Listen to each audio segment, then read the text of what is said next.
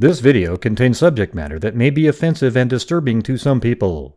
If you are the type to require a warning throughout a video or show, let this message serve as your warning. This channel discusses the harsh reality of true crime. If this warning is not sufficient for you, consider a different genre and unsubscribe from my channel immediately.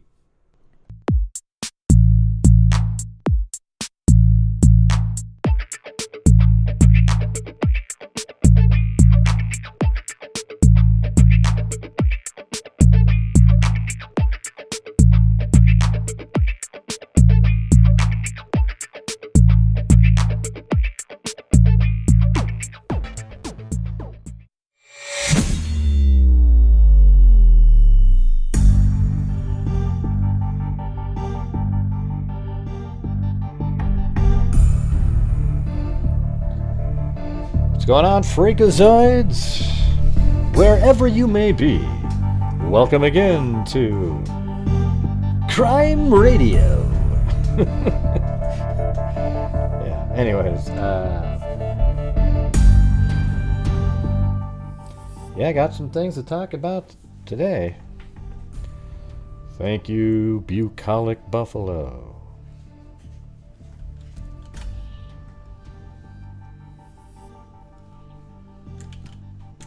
I might try to do. Yeah, so how's everybody doing? Now here's the problem. I do have Adobe Premiere open. So if my computer crashes, I'll be back on in 5 minutes, okay? That's all I can tell you. Yeah, that's great, MJ.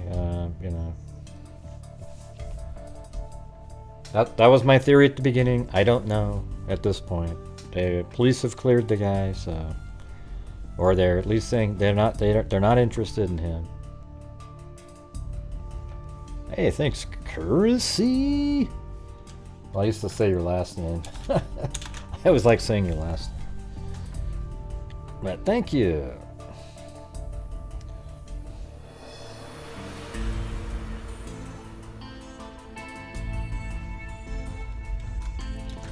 Okay, before we even get started though, I'm gonna do the spins. I got everybody on one wheel for 2 days in a row. Okay, so turn down the audio here. Oh, by the way, have you guys ever seen that? It was one of my favorite shows. It was called Unalive She Wrote. Do you guys ever watch that one? It's I mean, it's got a different name, but I don't want to say it because it might scare, you know, it might trigger somebody. So it's called Unalived She Wrote. Really cool show. Just wondering if you'd seen that one. You might not understand what I'm saying. Like, I've never heard of that one, but yes, Angela Lansbury. Hey, thanks, Brown-Eyed Girl and Cheryl Bullock. And yes, Carissy.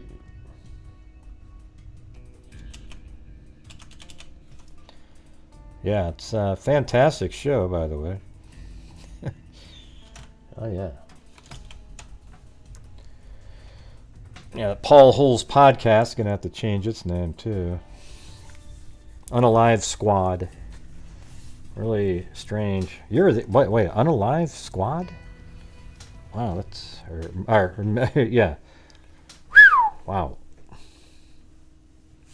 Yeah, I didn't really watch the show. I just thought it was funny. You know, if that show was ever mentioned on one of these shows, they would have to say that. You know.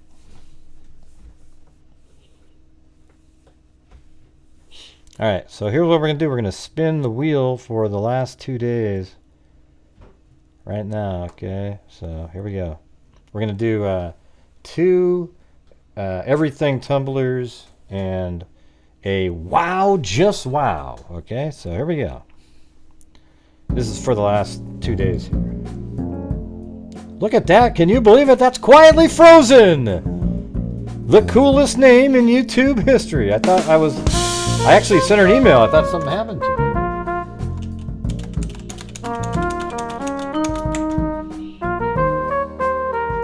Yep, I've been quietly frozen. Happy to be here. Okay. Yep, you've been quietly frozen. Alright, here comes the spin, everybody. Everything, how about I'll do an everything tumbler, an everything mug, and a wow just wow. Here we go. Look at that, Left Undone, who was on here yesterday, won the everything tumbler. Alright. Then we're going to shuffle again, and this one's going to be for the everything mug. That's right. Ali S won the everything mug. Alright, and here we go. This is for the wow, just wow. I need to have an unalived mug or something.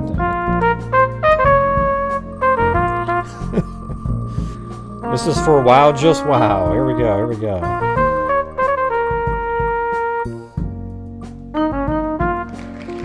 Vasserini.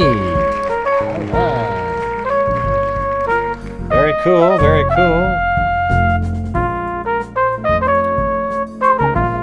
And there we go. Done.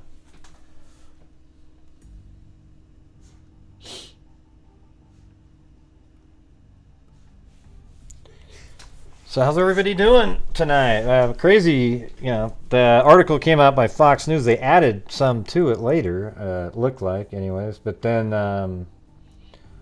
the daughter, the sister of Kaylee came out and said, well, that's not true. None of that's true. I don't know. I'm having a hard time believing that. I think it was something that definitely wasn't supposed to be said. And somebody's just out there. They're just kind of covering, like, they don't want it out there, okay? Because, we had way too many details in it. I didn't see him retract anything, did you? Well, thanks. I'm glad you like my shirt. We got a call already? We haven't even, you're just going to wait on hold? All right. I'll let you wait on hold for a while. I gotta do stuff here. So I'm working on a new animation, and what do you guys? This one's crazy though. It looks like I was kind of freaked me out, really. And where is it? That's probably not it.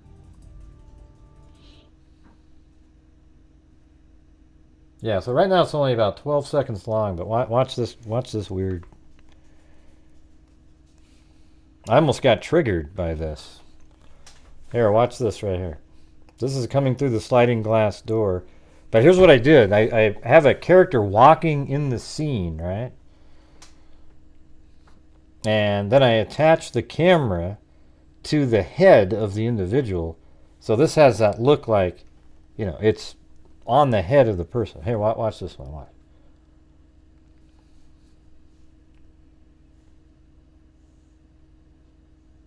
And then I have an overhead shot coming up the stairs and around, coming around the stairs, and then oh, this one's gonna be creepy as shit when it's all done. I can tell you that. It also gives you a good example of where you're looking. I think. But isn't that wild when you put the camera on the head like that? Yeah, so it takes that right turn, goes up the stairs, and here's the actual, there was a camera on that guy's head on the other shot, then boom, come around, now we're going to be on the 3rd floor right there. Alright, so that's where I'm at on that one. Yeah, you already had nightmares.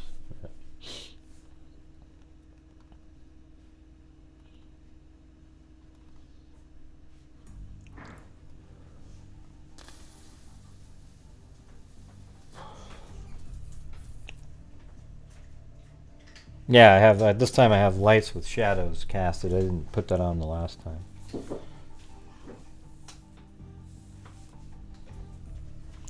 There's a guy that put together on a website a sort of 360-degree similar. I mean, it's not like the same because you can't. It's not animated through it or anything like that. Hey, thank you very much, Scouting Dude. Yes, I do spend a lot of time. Pretty much the whole day.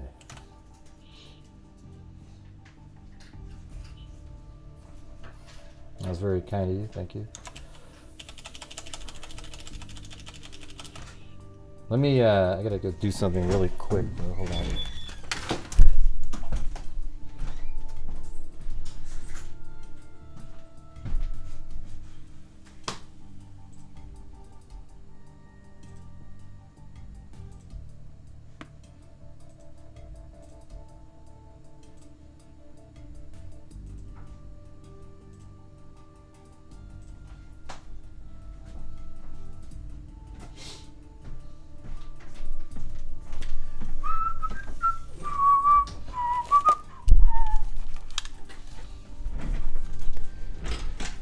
I appreciate it.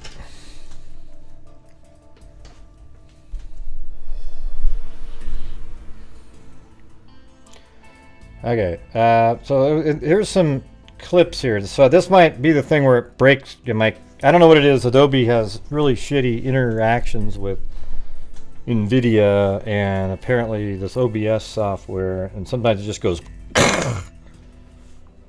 All right, it might not happen, but if it does, I'll be right back on. Okay, so just sit right there, chat with everybody. I'll come back on, and we'll know that it failed. All right, so when you're looking at this shot right here, this is a camera I got sent. I ordered the entire camera footage. I don't know if there's anything significant on it whatsoever, but you know, looking at this does appear to be. If you're looking like right, this building here is this one, and therefore this over here is likely going to be the house, the 122 address up there. You see what I'm saying? Like this, this building right there. Yeah, you know, it's weird too because you wonder why there's so few lights on over there. But there's so many lights on over here because there's lights on the balcony here, and in this case, this is the only room that had somebody awake. See that room right there? That's this light. So that was the only room that somebody was awake in at 3 in the morning. Makes sense, right? You should be able to see that without your glasses. Jesus. Anyways, all right.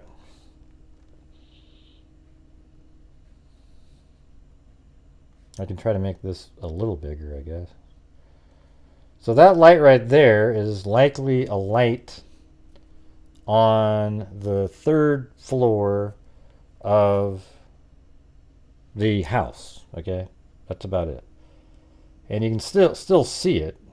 Now, something I was going to try to do was to do each frame individually and stabilize the entire thing.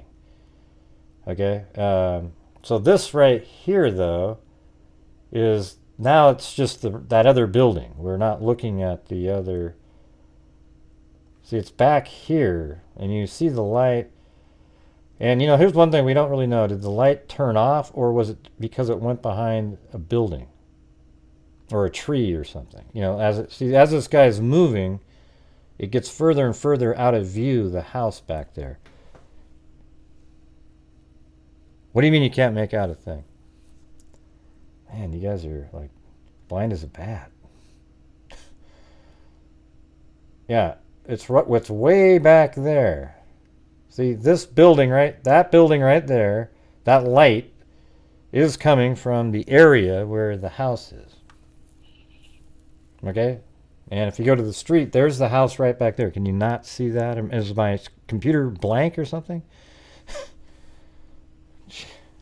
You guys are... Oh, man. Okay, how about this? Let me try something else. Unreal. Wow. Hold on.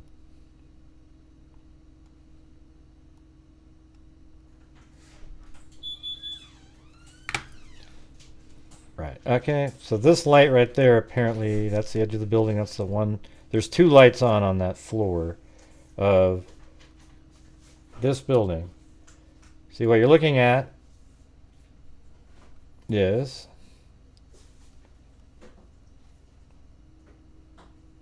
like this. Now this thing here, I don't know. You know, it's just hard to make out what anything is. But anyway, see this building right here? That light and that light are probably this one and this one.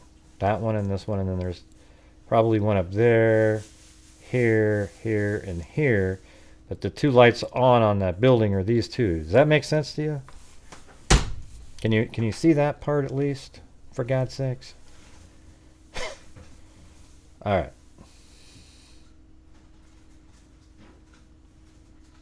Yeah, see how this is just going to be moving all over the place.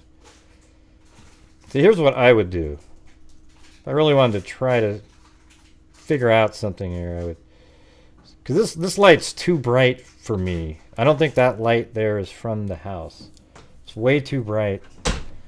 I mean, look at these lights aren't even that bright. This seems to be a light that's closer, and the house is back there, so... Yeah, I'm actually starting to wonder if that they're even seeing a light.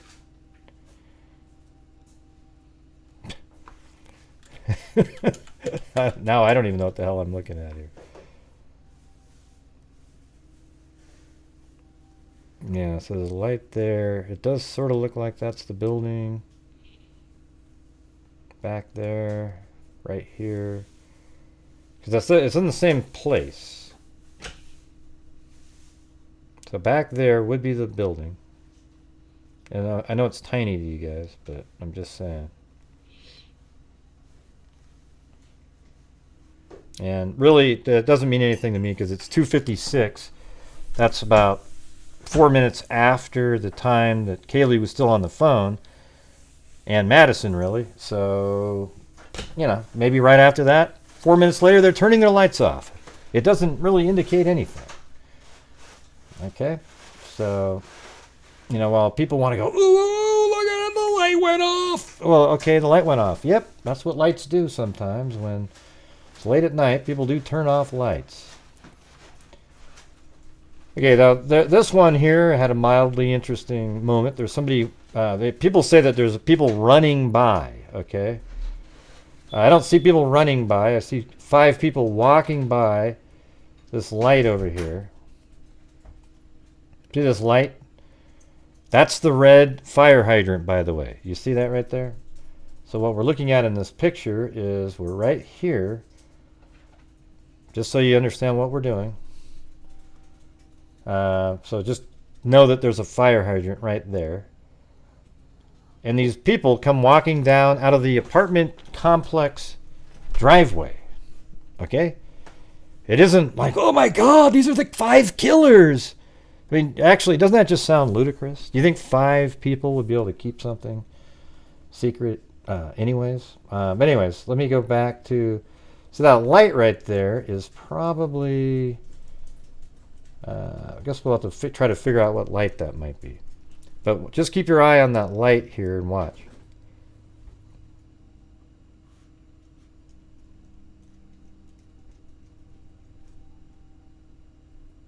At some point. No, not there. Right here. Okay, right here you can see one guy there. There's another guy there. And they walk in front of the light, okay? And they are coming from the direction of the house, sure. But they're coming out of the apartment complex driveway. Now, if you want to make it nefarious, you could pretend it is. But you got just 5 guys, and they're not running. They're walking. No, they're not running. They're not running at all. Sorry for your confusion.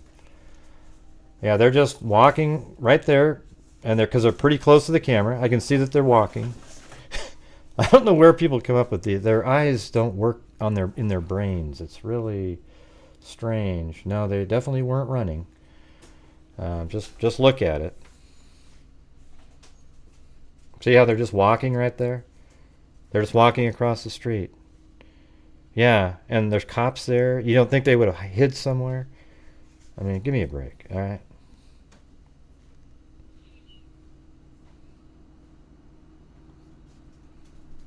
Gosh, Gray, I just had a different opinion. No, well, I know you have a different opinion. You're just wrong if you think the person was running. Even though I'm arguing with a fictitious person right now, although somebody did say that a second ago. See, there they go. They're just walking by. Boom. Okay, great. So, basically, this car is sort of in that same place. And if we go down here, there's probably a light. You know, I don't know if it came out of that building there, right here, but they just walked right here out of this apartment area. You know, they're kind of close to the camera, to be honest with you. So they're just walking about right here in front of that. Now, if you want to get really nefarious about it, you could say, well, maybe they came in behind that blue dumpster. And if that was the case, then there's a little path that basically goes all the way up to the house behind the little path that goes up there. All right. Excellent. Yeah, there's absolutely nothing interesting other than maybe a light at the house, you know, showing the last flickering of people's lives in that home. That's about it. But it doesn't mean, there's no meaning there. Like they just went to sleep and they were attacked while sleeping, right? It's a house! All right, let me get this call. 703, what's going on? Hey, yo, Gray. Hey, love the show. Hey, what's going on? I keep thinking, with this case, I keep going towards like the fraternity angle. And I remember you said, I think you said you were in a fraternity. Mm-hmm. And like, in your opinion, like, did you ever kill anyone when you were a tri-lam? I was never Lambda. You mean like the Revenge of the Nerds? Yeah, because you're a nerd. Oh, okay. I love your show. You're an idiot. You're funny. Was that all you had for your joke? That's all you had? Keep going on. That's all you had for your joke, though? Was just, I'm Revenge of the Nerds? You had to call in right away when the show started? Just waited and waited and waited and waited and waited? Yeah, God, what an idiot. Jesus. Wow. I stabbed your boyfriend, by the way. Who's that? That doesn't make any sense. Who's that? One of your brothers at the Tri-Lam house. Yeah, I was never at the Tri-Lams. I don't even know what the hell you're talking about. Oh, God, what an idiot. He said, I stabbed one of your brothers, by the way, at the Tri-Lams. No. Well, maybe. That's Revenge of the Nerd stuff. Yeah. Isn't that weird? Somebody calls right away at the beginning of the show and just sits there and waits. And they turn out to be, they're just a troll waiting. I don't know. He just does the same thing. He gets off on the attention, but nobody got to hear anything he said, really, because I turned it off as soon as he made his little Revenge of the Nerds joke. Yeah. So where was that? Troll Fund, everybody. Troll Fund. You guys got to make it so it's painful for them, right? And it also helps out the channel. By the way, there was a case. You guys remember the one I told you about the... so we have a DNA case that we're doing where... what was it? I'm not going to say the name of it, but there was an individual who was found floating in the water, had flippers on. However, they had their hands, they were bound up with like cord, which is really strange that you would have on flippers, right?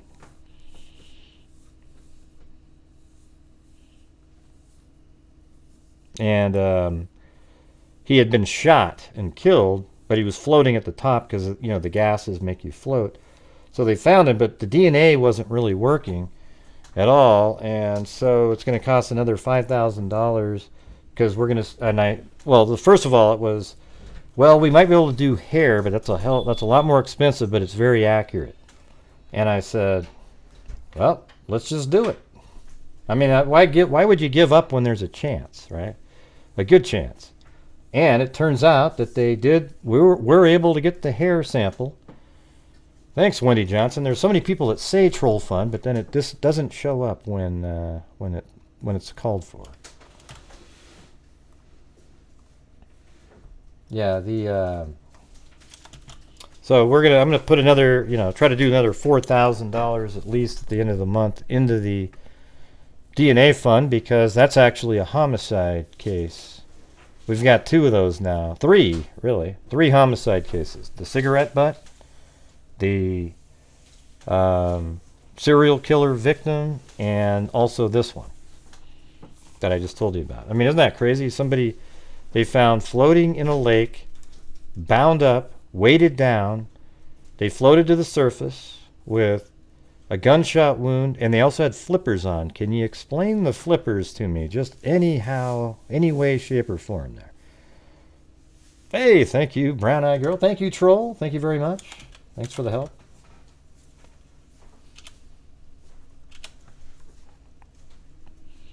Alley Cake. Sack and Fox Nanny. And Simple Life Days. Yeah, I might try to do this during the show again, even though it takes a second. It does seem to be easier. Somehow it ends up being, it's not too slow. Quietly Frozen. Thank you. And that way also I'm able to mention people and read their comment. Thanks, Mike S. All right. I mean, there's a lot of videos going around about the body camera, and the reason there is because it's body camera footage. Therefore, there's got to be something nefarious in it. When you look at it logically, it's just kind of a nothing burger. There's nothing in there. And I think that's why they released it, right? Why would they release something that has information related to the case in it? Thank you, Mike S. and Alley Cake and Stace on the Case and Annie T.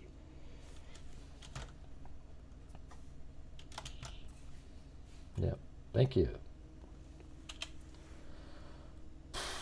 Get that music going again. Oh, and wow. And Eugenie. And Brianna 25. And also Sweet Pea. Like Sweet Pea. Isn't that somebody from Popeye? Something like that.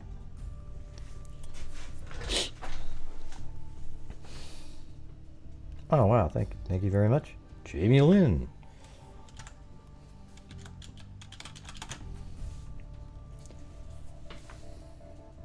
And then this video here is of this other college student, and you can kind of so right here, this light back here could be from the house, because again, that's the building. Here is the one that had the 2 lights on, and way in the background might be a light, but that's really the only thing that's mildly interesting. Like, oh, that could be a light. That's what I said. It's from Popeye. See, right there, that's a perfect image where you can actually see that light there. So let me show you. That building right there is right here. So look at, there you go. Window 1, 2, 3, 4. 1, 2. This light is this window, but then see that building back there? This is almost from the same angle and everything. And you can even make out the roof right there. And so if that's a light, is that a light? It's kind of in a weird place though. There's a light in that image that you have right there. It would be, this is for the front of the building. It would be this light, more likely than the one way over here, which is Kaylee's room. It would be this light here that's in the hallway. Or actually, this is the stairway light. There's a U-shaped stairs that go up, and that's the window that is associated with that. So if you're looking at that's more likely what that is. And then it kind of pans around, and there's very, very little other times it gets on there. So it gets right now. You can see it again. Oh, you just kind of look over in this area. To the right of that building. It's really not really any, it's just such a, almost a waste of time to look at it. But hey, I took the time to go get it and thought we'd take a look at it for a minute. Hey, thank you so much, H. Doc and Kel S. Thank you guys.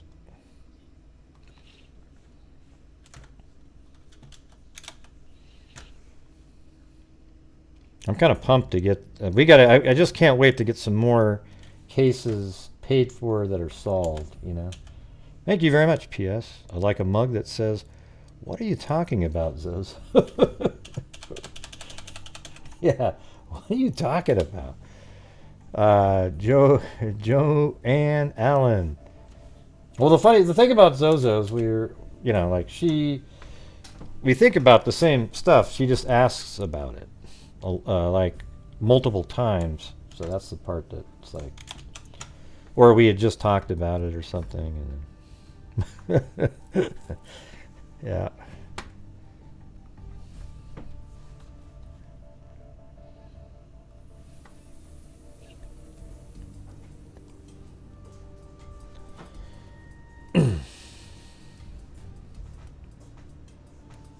You would buy that one? Jeez. Wow, that's crazy.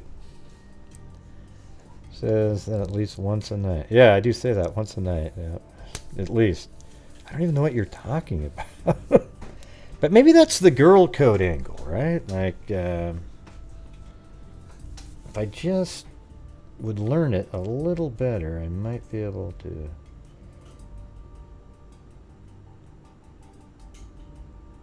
Yeah, that's about it for that one. So again, those guys walking by are absolutely meaningless. I guess you could technically say it's possible. It was at 3:14 when they were walking by, or 3:12 or something, and the murders were between 3 and 4. But you really think there was 5 people running around in that house stabbing people, and nobody's heard a damn thing yet? Yeah, didn't think so.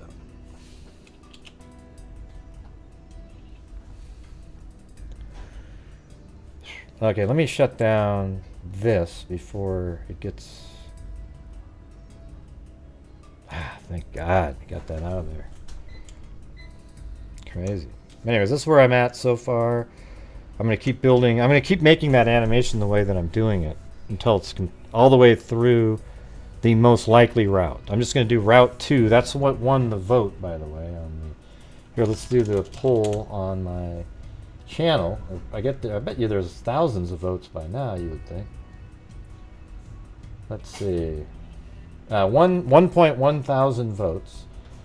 58% think it was sliding glass door to sliding glass door. Okay. 25% think out the front door, and 17% think it was Zana, Ethan first, then upstairs, then out the sliding glass door. But that was sliding glass door to sliding glass door. I guess number 2 is Kaylee and Madison first, and then Zana and Ethan. So that one got 58%. Almost 60, if we could say. Route 2 was sliding glass door to Kaylee and Madison, Madison's room, actually, and then down to Kaylee's room, Zana's room with Ethan, and then out the front, out the sliding glass door again. So it's sliding glass to sliding glass. However, the orders changed from Zana and Ethan first going up to Madison's room to going up to Madison and Kaylee's, where they were staying first, down to Ethan and Zana's room. Well, it's in the community section. You can still vote for it, Melanie. It's right there. It's sitting there. And you guys got to check out the community section once in a while. I even say it in the video. I say, go check out the community section and vote.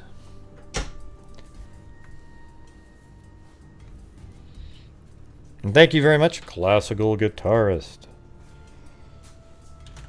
Let's see. And also, got to scroll up there. Vale. Thank you.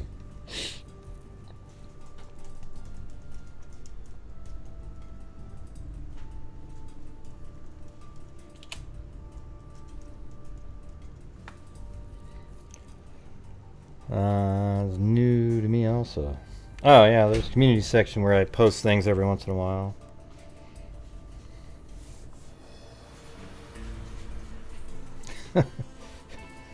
We don't have to sit and wait for my notification. Come on.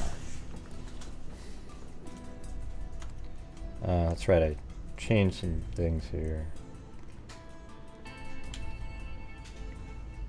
I moved up the window height. Oops, that's not what I want. I'm going to go over that Fox News article here in a second. Alright. Just want to fix this really quick.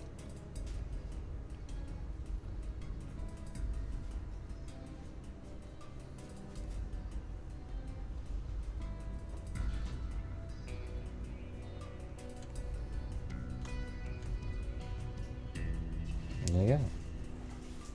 Yeah, I made the sliding glass doors about 6'6". They were way too short before, so everything is pretty dialed in on here now. I wish I mean, some of the modeling isn't very tight, I can tell you that, but it just is what it is. Yeah, it almost feels like I built the model exactly how crappy the architecture was in the building. It's like, it's hard to do. That drop down is one of the weirdest things I've ever seen.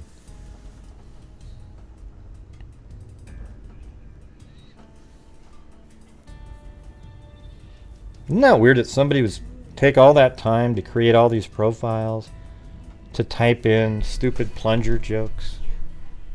You know, what a sick thing to joke about too. You know, like you're joking around with plungers and shit regarding the murders of 4 college students. You almost seem like you might be one of the might be the killer. I mean, it's like it's a little strange.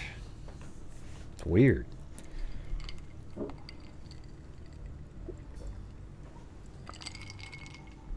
Yeah. It is sick, right, Gen H?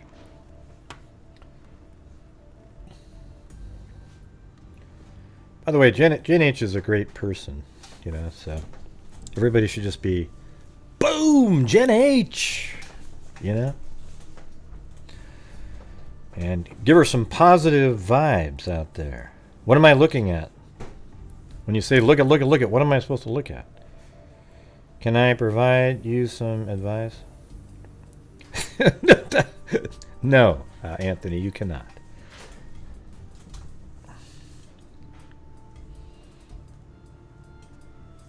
Yeah, but what am I looking at? I don't know. That's usually just for me to go look at something. Yeah, Identifinder. That would be a boom. Yeah. Is there something new from Identifinders? Or? Oh yeah, they made a post, I think. I mean, Misty said, "Hey, maybe you mentioned something." Is that what you're talking about? Let's see. Oh, look at that. Here we go. They did just put that out because I just sent her a. Okay, here we go. Look at this. Thank you for the look it. It was a real look it. That does kind of look like me. I don't know. That's what the troll accounts use, that same one. It says, we want to give a shout out to the unsung heroes of Identifinders International. Grant Hughes of Grant Hughes Investigates and his following, the Freak family, have been huge supporters of our work.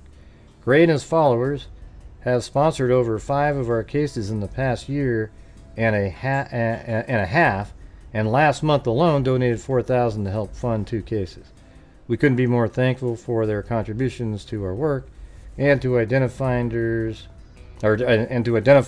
those without a name. We love you, Gray and the Freaks. Ha ha!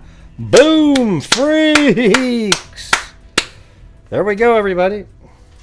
Awesome. Yeah, we fully fund these cases, too. They're not... See that? That's awesome. Yeah, she sent me a text and said, you guys did 4,000 last month, too.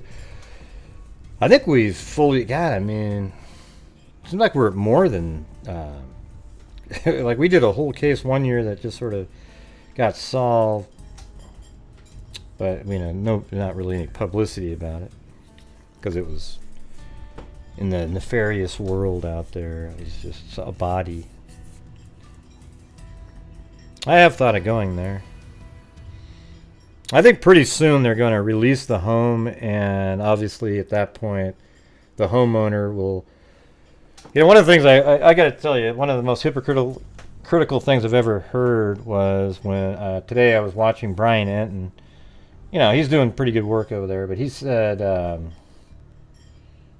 he goes, I just, what I don't like are, people out there trying to get a hold of the family members to get them to speak about something. And I was looking, isn't that what you guys do all day?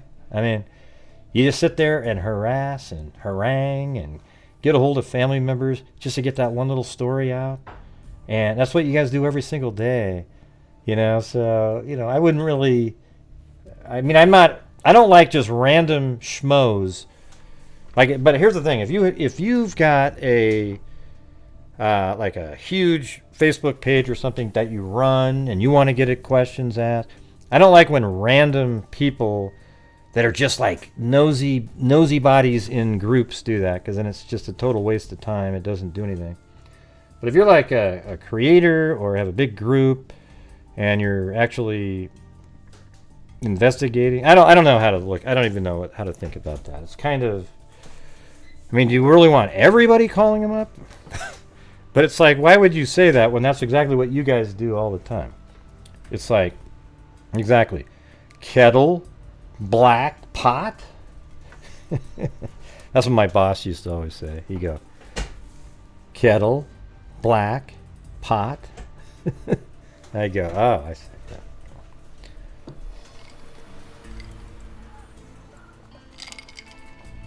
Anyways, that's pretty sweet, you guys. Awesome.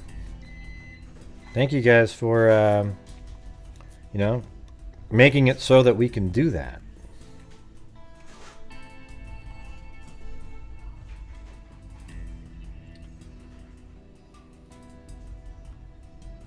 Very awesome. Very cool. Very cool.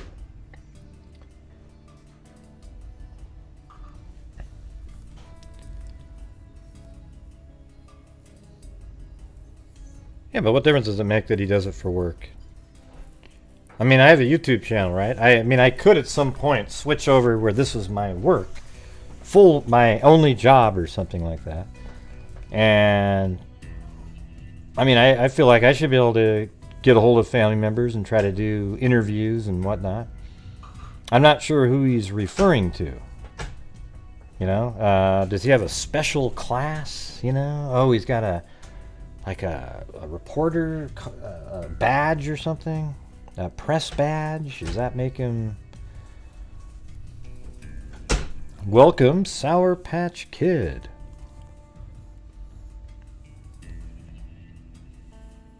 Messing up all night. Alright, let me get to...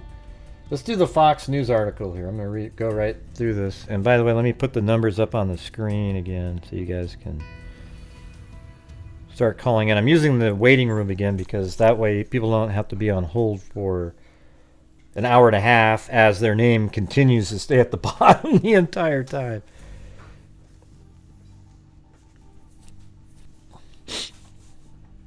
Yeah, you guys definitely take care of me too. I'm not saying... I just feel like, when people go, Gray, why don't you give every nickel to... Well, I don't know. I don't have to give anything, but you guys are so generous all the time. I'm like, shit, man, I have the ability to give on behalf of all the freaks from the income from the channel. That's the thing. When we, on the slower months, we still do, I bet you the worst donation month we've had in maybe a year and a half is like $3,000, right? And then it started moving up to, it used to be like 22,000 and 2,500, which is still awesome. And then it moved up to 4,000, and now it's been more like, it was 5, and the last 2 months we did 8, which is absolutely wacky.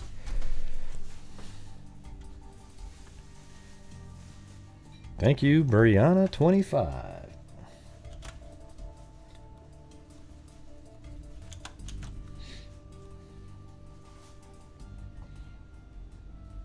No, thank you to TTJO on PayPal. You get an extra spin chance on when you do PayPal. Let's say you send in 10, you get 3 instead of just 2, because there's no percentage taken out by PayPal. So you have a little better chance of winning. Plus, there's more funds that go to the channel. Yeah, no, it's, I mean, I always think about it too, Jason, like, man. I mean, when you look back and you say that since 2020, we've donated from the income from my channel, $117,250, you kind of look at that and go, wow, man, if I had just kept all of that, I would, but I don't want to do that. I mean, the best feeling that I've ever had in a sort of some semi-professional, whatever you want to call it. I guess it's professional manner, or whatever the term is the the Daniel Armentrout solving. I think after that I just felt like, man, I've already done something that if I wasn't alive the next day, I did something really cool, and all of you guys did. Like every single person that was helping out during all that time, that you guys, because it cost $8,000 on that case. It was really complex stuff. Ah, jeez. Hold on. Hello. I knew that was the same person.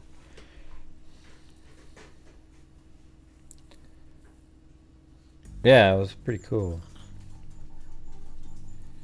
And then also we had the Summit County Doe. That one was pretty cool. But that Daniel Armentrout was obviously the best one. All right, 216, you're on. Hello. 216, 216. Hello.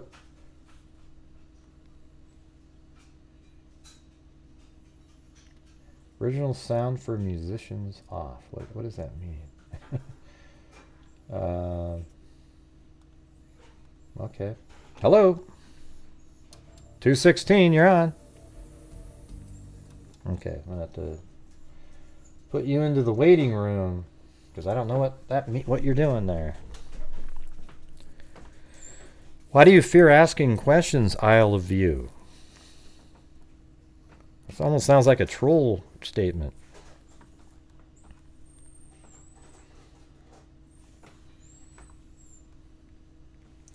Okay, so let's go through this one. This is the same article I did the video on earlier. Idaho murders, father of slain victim says she had big open wounds, calls police cowards. Okay? The father of slain University of Idaho student Kaylee Gonsalves told Fox News Digital that the victims had big open gouges. They were, to me that sounds like perhaps in some instances like a throat was cut or something. But he also mentions like something about a liver and all this stuff. That was clearly the work of a sadistic male and called police cowards for not sharing more with the public. Why does that make them a coward? I don't really understand that sentence. He keeps saying that thing about being a coward for them not mentioning it. You guys are buffering? Oh, I don't feel like I'm buffering. Hold on.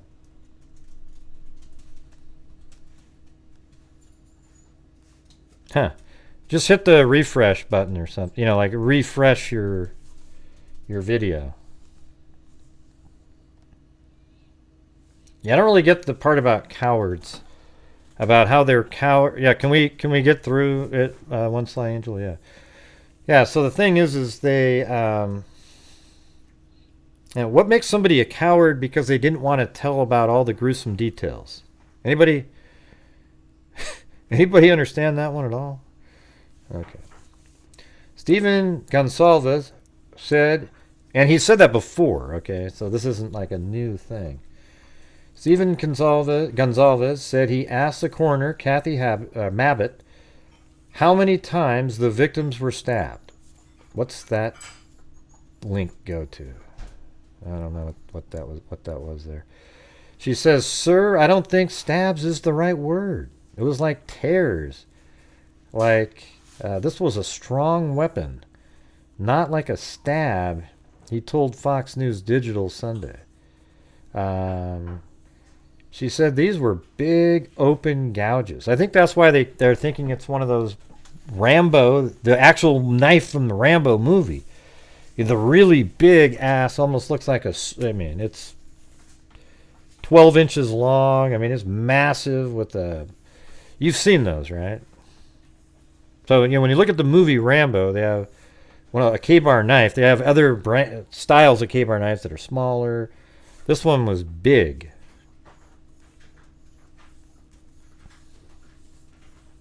She says, sir, I don't think stabs is the right word. It was like tears. Like this was a strong weapon. Not like a stab, he told Fox News Digital. She said these were big open gouges. She said it was quick. These weren't something you were going to be able to call 911. They were not going to slowly bleed out, he said. See, there's no way that this was sort of a contrived, invented. I mean, this is too detailed, right? I mean, this sounds like he literally talked straight to whoever put this in there. Kaylee Gonsalves, 21, her best friend Madison Mogan, 21, Zayna Kernodle, 20, and her boyfriend Ethan Chapin, 20, were slaughtered. I hate that word being used, but whatever. And they were slaughtered in early morning hours of November 13th in a rental home near campus. Although the description that he gave sounds like that might almost be what happened. Moscow police, working with the FBI and Idaho State Police, have yet to publicly name a suspect or recover the fixed blade knife they believe was used. So it's weird how then they say fixed blade knife, but then the coroner made it sound like it was something else. But I guess a fixed blade knife could be a large, strong weapon. Horrific attack that has left a small college town reeling from grief. Gonsalves said his daughter's injuries definitely did not match Mogan's wounds. They have individually died from, they may have individually died from the exact same thing, being stabbed, but there are more details, he added. They're not even close to matching. The knife slashed open Kaylee Gonsalves' liver and lungs, he said. Wow. They're just being cowards. There are girls walking around the street right now that deserve to know. They should be looking out for a sadistic male. I don't know. Again, I don't really get the coward part there. But the grieving father paid for a copy of his daughter's death certificate, which included of the details of her injuries, but he doesn't know where her daughter or Mogan doesn't know whether his daughter or Mogan were the targets. I have my own suspicions, he said. His daughter and Mogan were ambushed in their sleep and found in the same bed, according to the coroner. Consalves surmised that they died in Mogan's bedroom on the 3rd floor because there are photos of Kaylee's room with no blood on the bed. I think that's pretty good sort of deductive reasoning. I mean, they showed many different times they showed her bed in this room. And I remember originally I thought that that was the room, but people would say, well, look, there's no blood on that bed. And I was like, oh, I don't know. I mean, the blood could be somewhere else. But then the father said that there was no blood on his daughter's bed, which I guess apparently that was Kaylee's room right there. And then Madison was in this room right over here. And that's the window. You can see the stairs that go up right there. Can you see that?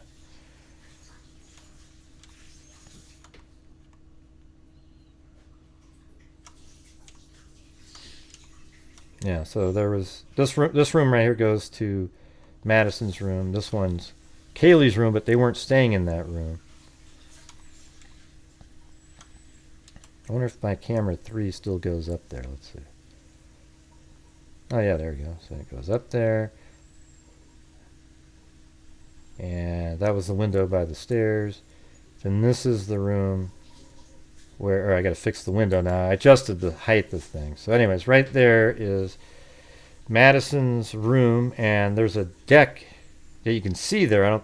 You would have to go out the window to get onto the deck, but that's it. And then if you go back down, what's that? What the hell is that? What the hell is that thing?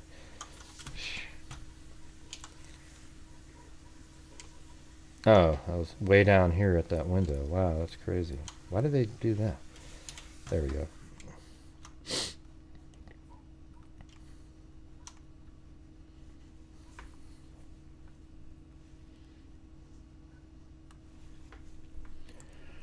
Although the coroner told Consalves that the victims died quickly and did not suffer, he said he's not convinced. Kernodle, who had defensive wounds, and Chapin were found on the 2nd floor of 1122 King Road. It was a hell of a battle going on down there, from what the coroner told us. Mavic, when reached by phone, declined to comment on the information. See, I think she would have denied it if it was deniable. But she just said she wouldn't comment on it. The coroner told him that the perpetrator was a strong individual, but police have yet to identify the suspect's gender. And I guess you wouldn't even know if you looked at him biologically. It could be a 6'4" shot putter from Yugoslavia, but it would just depend on what he claimed to be. All right, so we don't really know for certain, even if we looked at him. Right, that's one of the problems here. I guarantee it, though, it's a biological male. Okay, I can tell you that right now. They're just being, see again, I got outraged by them not just coming out and saying this was a woman or a man. Why would that outrage you? You know it's a man. Because they should know by the amount of strength it took to deliver the injuries. They know it's a man. They're just being cowards. That's such a ridiculous, I mean, you know, I do feel bad for this guy, and I totally would be doing the same kinds of things, but I mean, I don't think I would call somebody a coward because they're not telling people little things like that. I don't really know where that comes from. They're just being cowards. There are girls walking, but I don't know. I mean, do you think there's any girls on that campus that don't already just know instinctively that that's a guy who did that, and they're looking out? And how about this? Maybe by some miraculous chance that it's some, East German shot putter that was the killer. I mean, just be careful no matter what you're doing. Walk around in pairs, make sure, in this case, people were sleeping, but if you had pairs, at least somebody might be able to do something if you're wide awake. I got outraged by them not just coming out and saying this was a woman or a man, because they should know by the amount of strength it took to deliver the injuries. They're just being cowards. There are girls walking around the streets right now that deserve to know. They should be looking out for a sadistic male. See, that the thing is the reason I believe this article is that's how he talks. Like that's literally, Police said in a statement that they will not comment on or release specific details of the crime.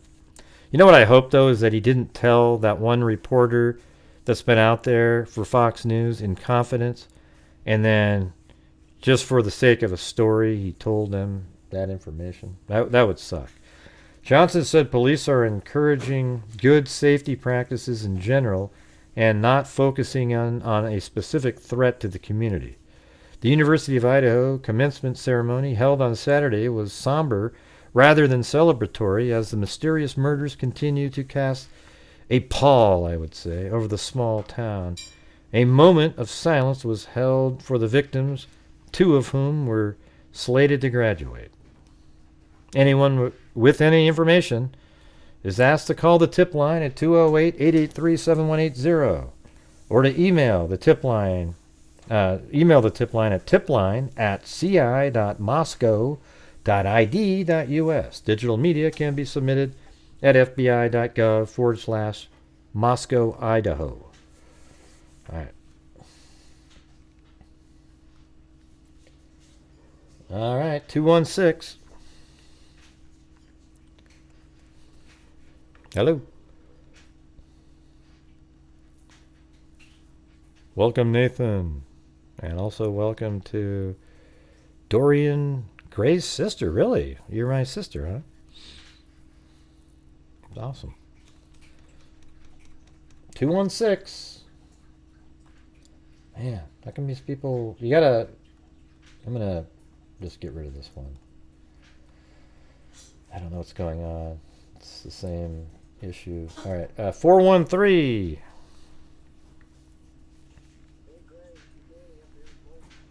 Oh, yeah? Again. Oh, cool. Good. How you doing? Not too bad. Hey, I just want to point out the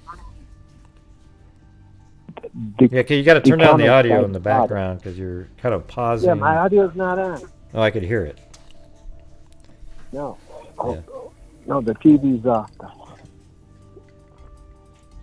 I shouldn't be echoing because I'm only on the phone. Yeah, just continue on with what you're saying. Yeah, the father. Here are his comments about the point of entry on the wound he was of his daughter, because he was at the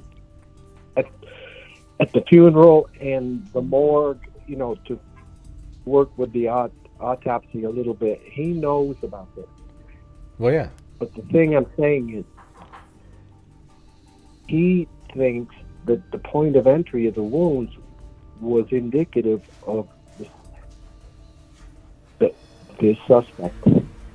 Yeah, well, he also thinks that means that whether or not it's a target or not. I think he thinks his daughter is a target because her wounds, he thinks, are more severe and, I guess you could call it barbaric. Is it more severe? Though? Here's my point. Well, he's already said that. He was trying to say. Yeah. Yeah, but there was more severe, but was it as sexual? Well, it sounds like she was stabbed in the liver and the lungs, but maybe there was one on the throat and stuff too. I mean, I don't really know. That's what he thinks. What I'm saying, let's say it was a sexual attack. I know, but it doesn't say that anywhere. I mean, but how? What? I know, but nobody's going to say that. I know, but we've talked about it before. If he did something, he cut her in a private. Yeah, I mentioned that on a show, maybe something like that. Yeah. That would be her boyfriend. Well, it doesn't have to be. It could be somebody that was really interested in her, and she rebuked him, and he came in there to exact revenge on the people who he thinks convinced them not to like him, because by God, she was single now, and he's so much better than the guy that she was dating before. So it doesn't have to be the boyfriend. Right, a rejected person who had a liking for her. Mm-hmm. Beautiful, both girls were beautiful. Yeah. And he was obsessed with her, but that narrows the suspect list, is what I'm saying. The father gave away big clues when he said that, because if in fact she was cut in a different location, mm-hmm. rather than cut more or cut more extensive, that could be for another reason. But the father may have tried to narrow the the suspect list, he's pissed off.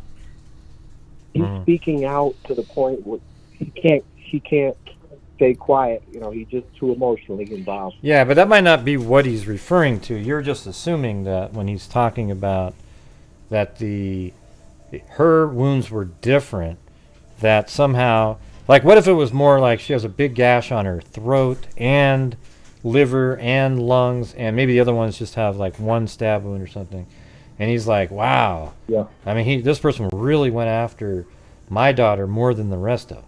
So he just said the point of entry. It was the most subtle way he could say something that was sensitive. And I'm just keeping that open. I was. Yeah, I mean, I'm not saying it's not possible. I mean, I said that at the beginning of the case. I was like, well, maybe, you know, if she was attacked, you'd know if it was a target, if she was attacked in a sexual way, you know, with a knife, but it wasn't the other. I don't know. It's just one of those things where you talk about it, it doesn't sound. It's not fun. It's not. I know it's horrible to say, but I'm thinking that we may be in a smaller pool of suspects than we think. You know, so good luck to everybody that's trying. Keep up good work on the channel. Thank you, Grant. Yeah, thanks. Yep, have a good one. See you. All right, let's see. I didn't seem that obsessed with it. He just, you know, he was reading through the comments. You know, like let me type in.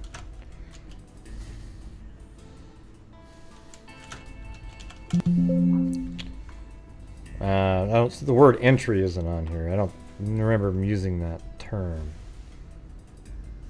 I guess I'll look it up later. We'll read it again at some point. All right, 856. Hey, Gray, it's me. Yeah. Listen, real quick. You know, since I've been retired, my life has changed a lot, and I don't want to be a pain calling, but I'm kind of bored since I retired. I used to be around a lot of people talking and all, and now I found this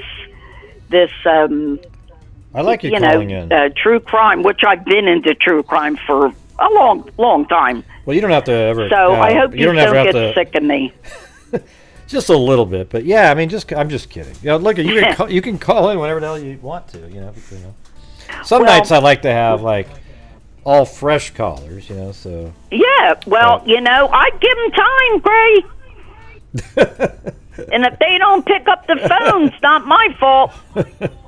Yeah. But listen, Gray, I don't know why I'm getting feedback on this line. I think the TV must be in the background, right? No, I don't have the TV on. Isn't Nancy watching it somewhere? Nancy's watching in the bedroom. I'm in here. I don't know what's going on with this damn phone. Huh. But anyway, Gray, listen. I'm not a parent, but I understand this father's. Well, I understand him. I just don't like his. I understand what he's going. Why? I'd be the same way. Like, hey, come on, do more. But I wouldn't be calling police cowards. I've actually seen him say that. Like, so I believe. Because you know what's sad, Gray? The police department, the FBI, like I said last night, they are trying so hard, and they cannot. They have to wait for all the forensics to take their time to develop, and it's coming back now. And they're going to have some answers. Mm-hmm. But I can only imagine this father's grief. All of them have to be just, but he is the one that's really speaking out. But I wish somebody would grab him and tell him that this police department, all of them, can you imagine what they saw? And they have children of their own. Yeah. And guess what? They just don't want an arrest. They want a conviction. So I understand all of that. Now, I really think this car has a lot more into it than they want to come out. And they need to keep Yeah. everything close to the Well, that's vest. what I've been saying. I think And the, I why? think the, I And think the the car. police I think the car. have been saying I think they think the car for is everybody. Hello. I think Girls, the, guys, hello? please be vigilant. Can you hear? They have more I think you police must be. on Wait, campus. hold on. So there's just lashing Not out sure because what's he going doesn't on. know what to do with this grief. Can you actually hear me at all when I talk? No. Well, now you can, but yeah, I mean, Now I think can. there's something that actually buffers or something, but I think you got to fix something on your. All right, let me see something here. This is my stupid. Yeah, thing. but I Wait think a minute, I think the Greg. car is definitely something that. How about now? Is it better? No, I still hear it.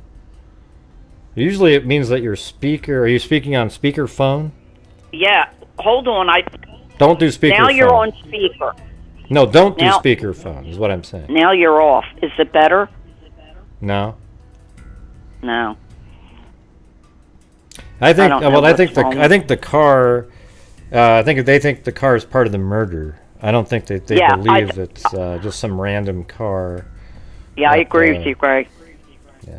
Because why would it be there at that time? Well, it's just that they're. You know. It just sounds like so many other cases where they go, we want to speak to the driver of this vehicle, and they know that that vehicle is actually part of the murder, but they're trying to dumb it down so that the person might feel safer to come forward. But Exactly. since they've already mentioned the vehicle, nobody's come forward. That even indicates more that Yeah. is. Why won't they come forward? Yeah, I mean, it'd be easy to come forward. Oh yeah, we were there. We didn't see a damn thing. Or I was there. Whatever phrase, if there's one or two people, I mean, who knows? I think there's just one, in my opinion. Just one person. Yeah, I said that to Nancy. I said, they don't want to know if they might have great information, and maybe they don't know it. No, I said, no, they want to know why you were there. And Greg, did you hear that the coroner, the woman, when this first happened, do you know she's a defense attorney, and she is defending the guy that was on the news about wife and daughter and stuff? I don't know what I didn't understand what you just said. It bleeped You out. know the coroner, the woman. Yeah. Well, she's a defense attorney also. Mm-hmm. But I didn't know what And case she you were is talking about. Pardon me? I didn't know what case that you mentioned that she worked on. Oh, well, they had it in, I think it was Fox News or HLN. The guy that was in jail for killing somebody, and then he came out, and they were, and he hit his wife and I think the daughter, and because he lived, the other guy. Yeah. I think maybe close to the campus, that they were looking at him, and she said he has nothing to do with it. Well, the coroner is defending him.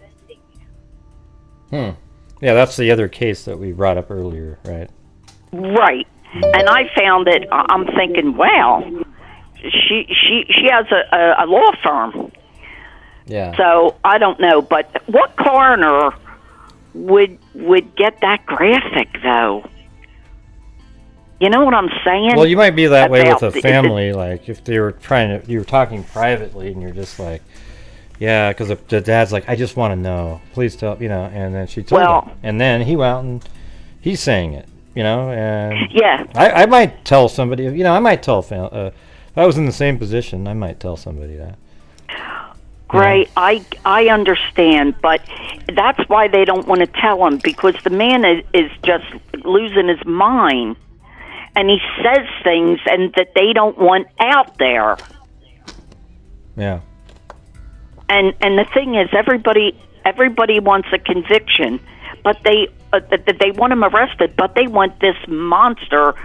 The death penalty is in Idaho, so guess what? If this doesn't warrant it, and I'm not saying I'm a big proponent of it, but I'll tell you what, if any case deserves it, I know two that do, Delphi and this one.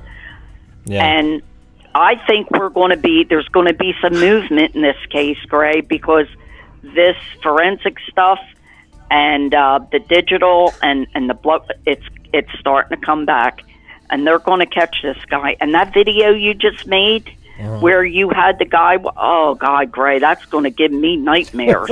Yeah, as soon as I watched it, I went. Was so good. I thought it was crazy. Oh my God. Yeah. That was weird. So we will see, because I don't know if I'll be calling in tomorrow, because I'm going to be on. I won't be able to eat and all, and I'll be a little probably hyped up. But think about it, Gray. We all know it's a man that did this. Oh, there it goes. We all know it's a. Yeah, look at that. That's crazy. Scary. Yeah. We all know it's a man that might have been juiced up, and when you're in a frenzy like that, you're stronger than anything. And those girls could not have fought back that much. And to say they didn't feel anything, well, if they have defensive wounds, they were awake to some degree and knew what was happening, and they didn't have a prayer. Yeah. Oh, great. That's creepy. I'm sorry. And somebody said in chat, if you play the music, we're all going to be jumping under the covers, because this is like so real. So listen, let's what do you mean keep the faith, and I know it's going to happen. And I think you have a good feeling, don't you, Gray, that this is going to be solved? Yeah. It seems like in the next couple of weeks, anyways. Oh, I think so. I really do. I really, really do. So listen, freaks. We'll all stay in the loop, and I'm going to be listening as much as I can. You're going to call in tomorrow, even if you're on drugs or whatever it is, and we'll just all... Well, no, I'm still going to be home. Yeah, well, that's what I mean, but you might be doing whatever you're doing, but just call in. We'll all give you some positive vibes for your hip surgery, and, boom. And, well, you know what, Gray? I got to tell you, you are not mean, because you know what? I am too. You let me call in, and most of my family's gone now. I have Facebook friends. I have cousins, but I came from a very large family, both sides, and I feel like I'm part of something. Well, you are. You're definitely part of something. With you guys, I'm about to cry over here. I think I'm getting a little sentimental.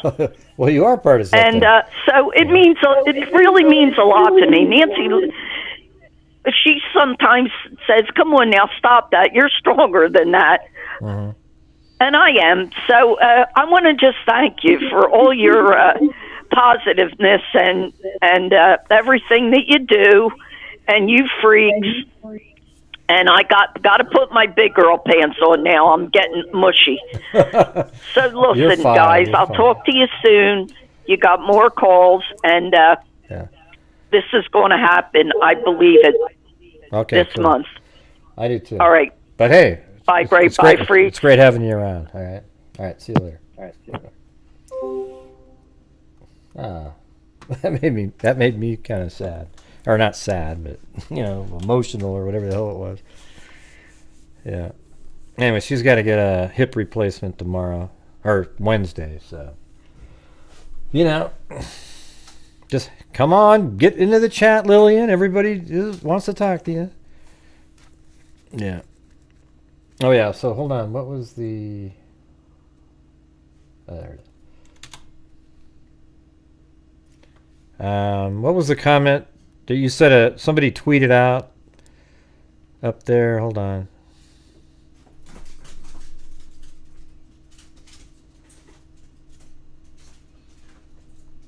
God. Man, you got to be a little bit more helpful when you type something in.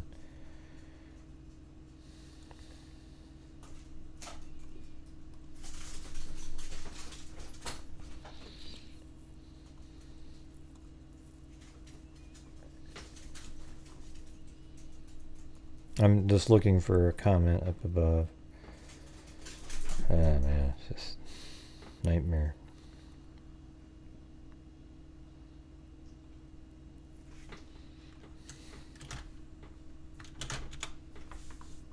Yeah, there isn't a Jennifer Kofendorfer RRR on Twitter. Okay, so you need to retype that in.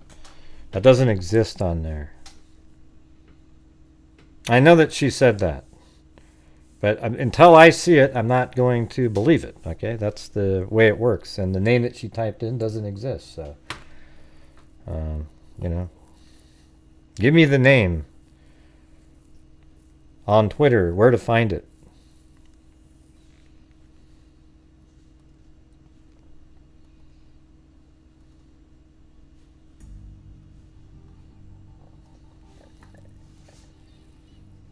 Hello. Yeah.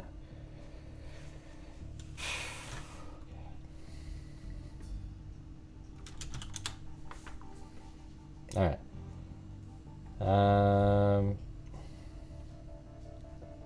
That was 4 hours ago. The car is significant because we know it was there, and apparently there was at least one occupant. What we surmised... Yeah, and see, remember when I said the other day, when the driver drove home...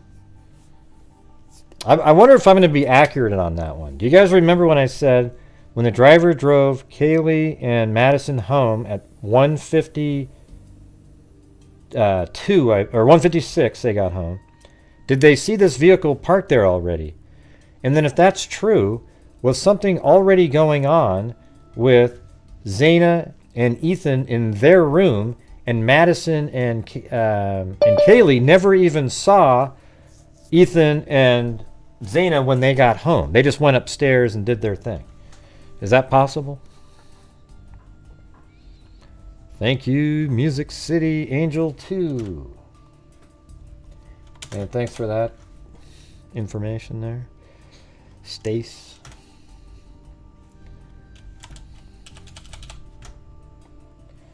Thank you very much, Tosh and Brian Harmon.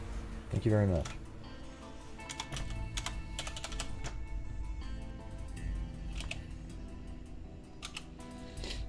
I'm just looking at this right here. It says, the car is significant because we know it was there, and apparently there was at least one occupant. That was surmised. That was what we surmised, but now it's confirmed. Informant talks about the significance of car, says that they know the vehicle was there, and they need to speak with that person. God, see? So the person that dropped off Kaylee and Madison might have seen that exact vehicle, because that's the only thing that makes sense, right? Why would anybody else see a vehicle that late in the evening at that house? The only person that would have seen it would have been the people that could speak about it, would be the ones that dropped them off. Oh yeah, when I dropped them off, I saw this Elantra there. Yeah, maybe the Ring camera, but no, because that wouldn't. The Ring camera would not prove that that car was there. It means it drove by that street. The only way you'd know that it was actually right there would be if somebody saw it in that parking lot. May have owned that car. What's the significance of this car? The significance of the car is we know it was there. We know we haven't spoken to who was in that car. So they know it was there. If it drove by that camera, they wouldn't know it was there, okay? And I hope you guys realize that. Don't go, well, I don't know, Gray, they must have gone by. Because look, the camera is right on the front of this building right here, as we saw yesterday. It's a light in this picture. It's back here. Hold on, one step back. In this picture, it's a light. But they've replaced that light with a Ring camera. So that camera would merely film a car driving down the road right here. I guess, you might be able to say that if it drove this direction and they checked with all of these people that live in this area, I wish I could see, can you get out of that parking lot?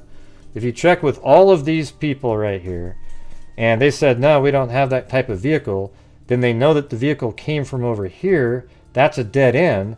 So that means the vehicle would have driven up and parked up here, and then at some point drove by, and then it would have been seen on that camera. So that's how they could have figured that out. Okay, so I'll reverse saying that it's not possible But they said they know it was there, and it might be because they cleared the Elantra from anybody in this area right here. It wasn't here, and if there's no way to get out, and maybe there's cameras on this building that didn't see it either. I mean, we don't know. But anyways, interesting. Yeah, there you go.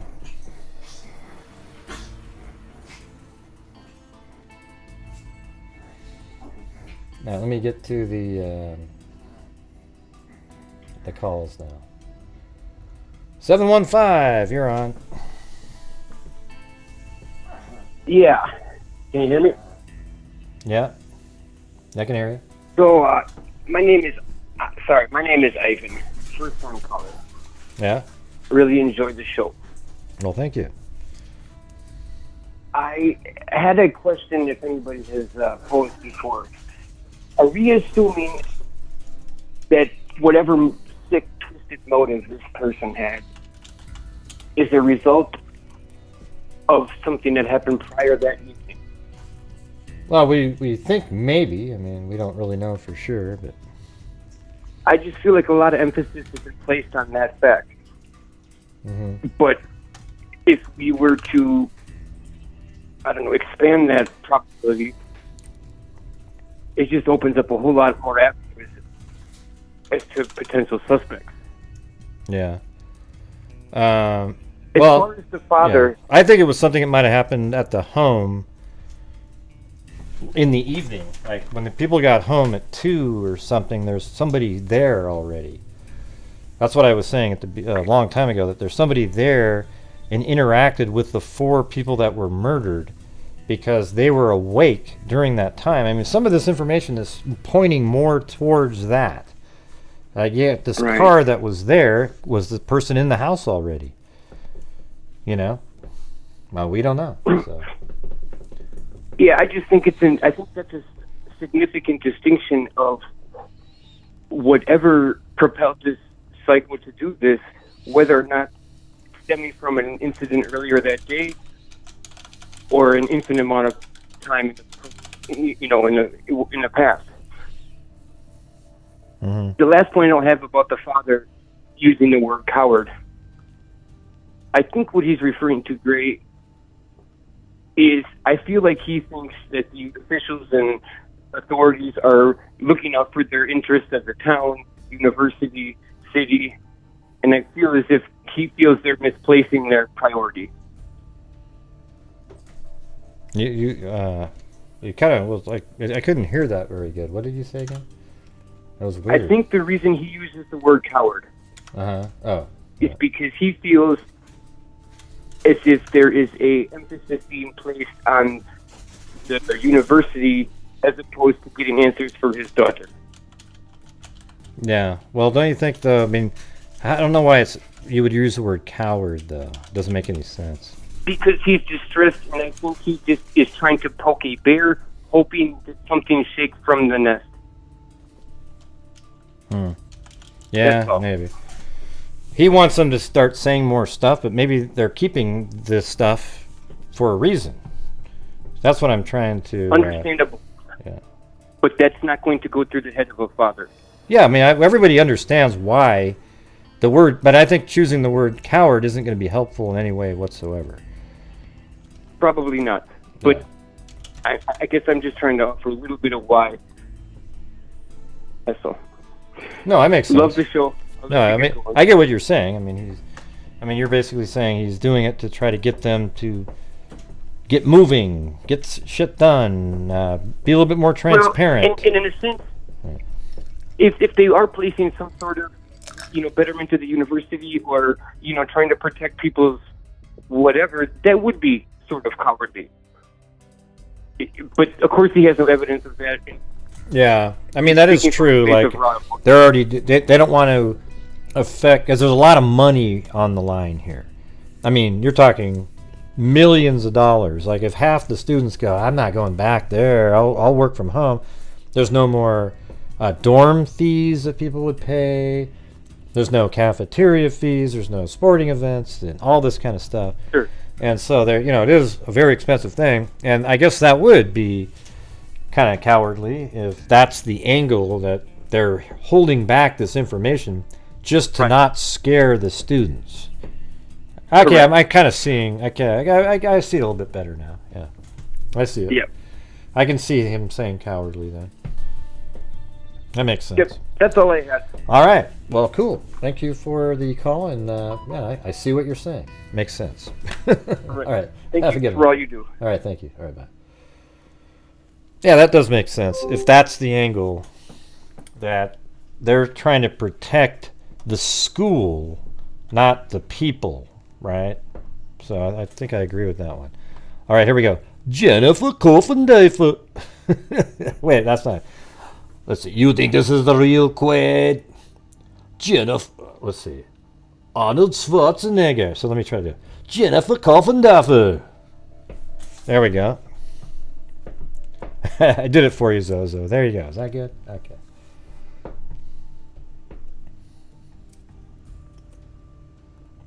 $843. You're on.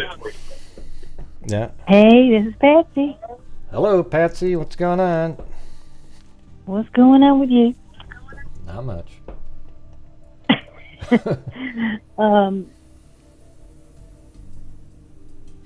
I am calling about. Can you hear me now? I'm kind of. Yeah, I can hear you. feedback. Yeah, we just got to get onto the. What do you got? I hear some feedback mainly. I don't hear feedback. Not sure why you guys are hearing feedback. I just turned it off, Right. but I can still hear me talk. Yeah, but people have to listen to all this part. So go ahead. What do you got for your? Okay. Yeah. But what I was going to say was, I don't think we should discount the part about where his father said about the points of entry. Okay, because Yeah. to Somebody said that me, earlier. that's kind of like, that could be a very intimate, personal way of stabbing somebody. Mm-hmm. In other words, this could be proving his point that maybe Kaylee was the target. Because, you know, if he had stabbed her in the breast or wherever, you know, that would seem like that would be a very aggressive. Yeah, I mean, but when did he say that personal term? Wasn't that the other day when he said points of entry? Yeah, but I heard that today. I was listening to an interview, and it struck me. I went, "Wow." Yeah, well, but I think people want to. They're just reading. They said there was no sexual assault, which they might be talking about the technical the generic term for that. But when they say points of entry, hers just could be totally different. Like she's got wounds to her, liver, her lungs. Maybe there's one to her throat. Maybe there's another one, and the other ones have more kind of like, way less too, and in different places. It doesn't have to be. See, it's almost like you want it to be some sort of a sexual stabbing thing. I mean, I'm not saying it's not possible, because I've said, I mentioned that like 3 weeks ago, that maybe that's what happened there, and that's how they know it was somebody was targeted. But that's just a maybe. I don't take anything from him saying points of entry that point towards any sort of sexual mutilation. Just by using that term. I think that's sort of imagination going there. Now, if it turns out that's what it is, it won't be that you sleuthed it out by him saying points of entry. It'll just be that you got lucky that's where she was stabbed, because there's no indication by saying points of entry that means there was a sexual mutilation. Well, I'm not trying to win a contest or anything. I'm just trying to. Yeah, but I mean, but the problem is when I say something contradictory, like you go, yeah, Well, because it's like even though it's a good point, you don't want to hear it because it doesn't match what you want to believe. You get what I'm saying? I mean, well, I mean, and you have your own opinion, and I got my opinion. Right. But the difference is when somebody has a valid point, and you go, yeah. That just means you got tunnel vision at that point, right? Okay. All right. I got it. I can hear you in the background. All right.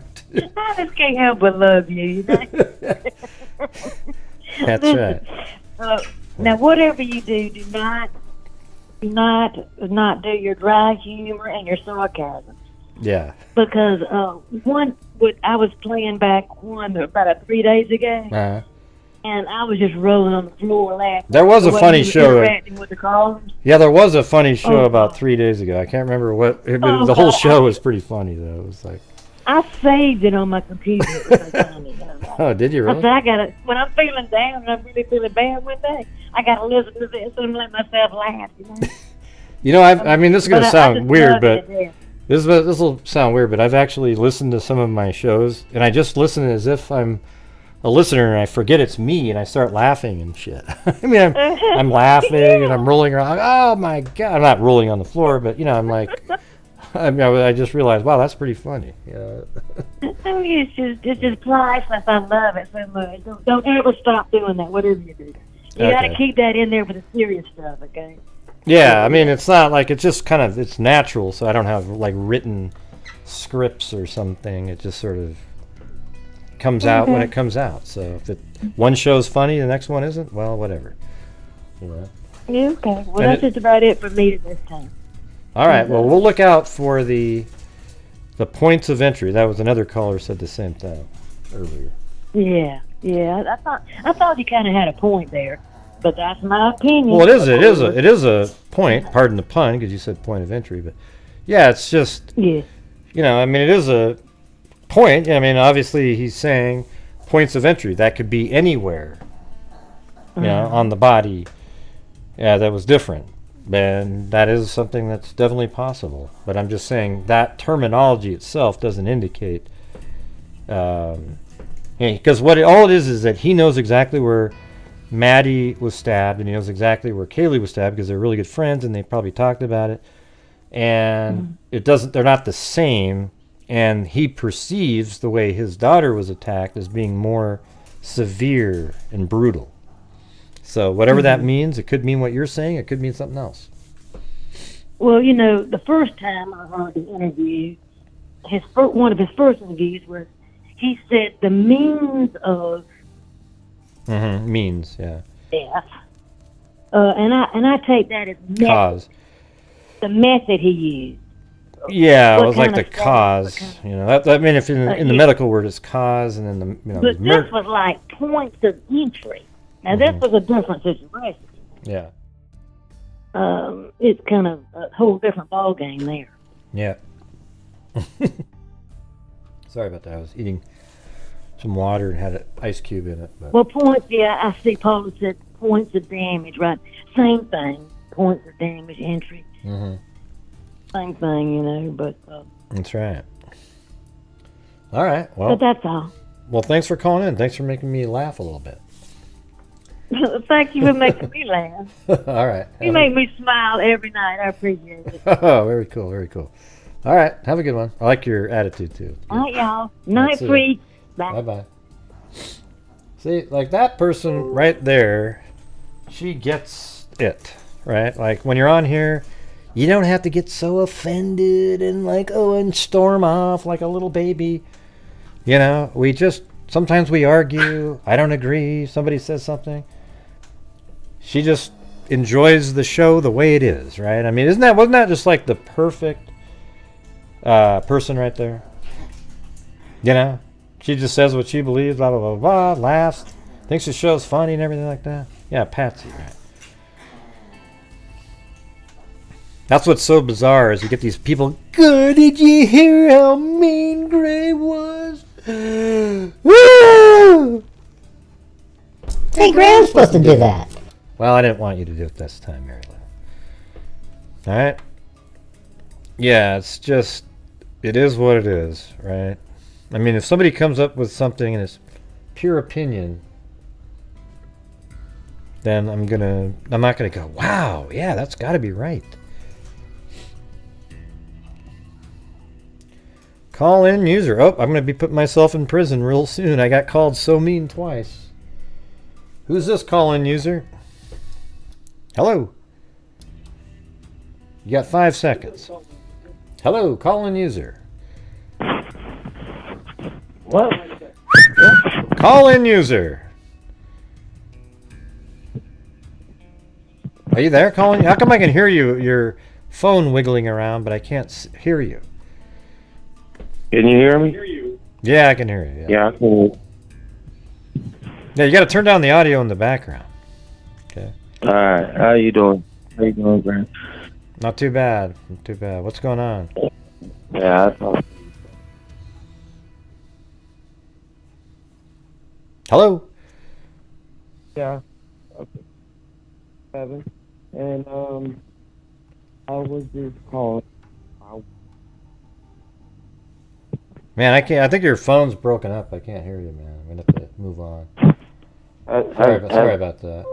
Yeah, it's wow. That was a big struggle there. Hey, thanks, being Nancy. All right. So you'll go, see how mean Gray was? Be more patient. Really? I'm just supposed to sit here for 10 minutes while somebody figures out and is like this?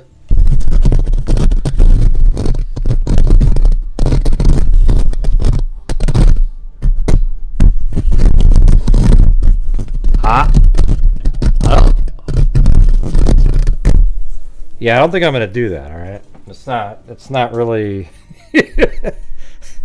That's not what I'm going to do. You see what I'm saying? Nobody's going to do that crap. Yeah. Spend 20 minutes on that shit. Gray, you're so mean! Yep, I got thrown in jail 3 times earlier.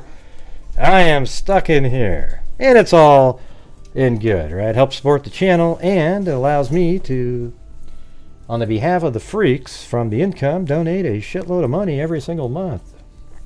Our goal this year was 50,000. We're at 52 with a month to go. Yep, I'm in jail right now.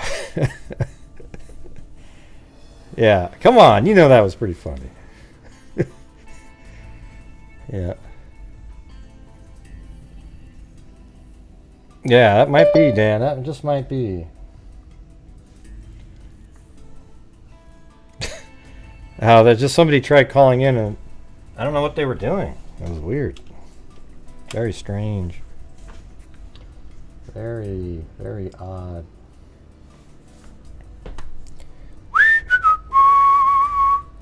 Stuck in prison, you guys. Stuck in prison.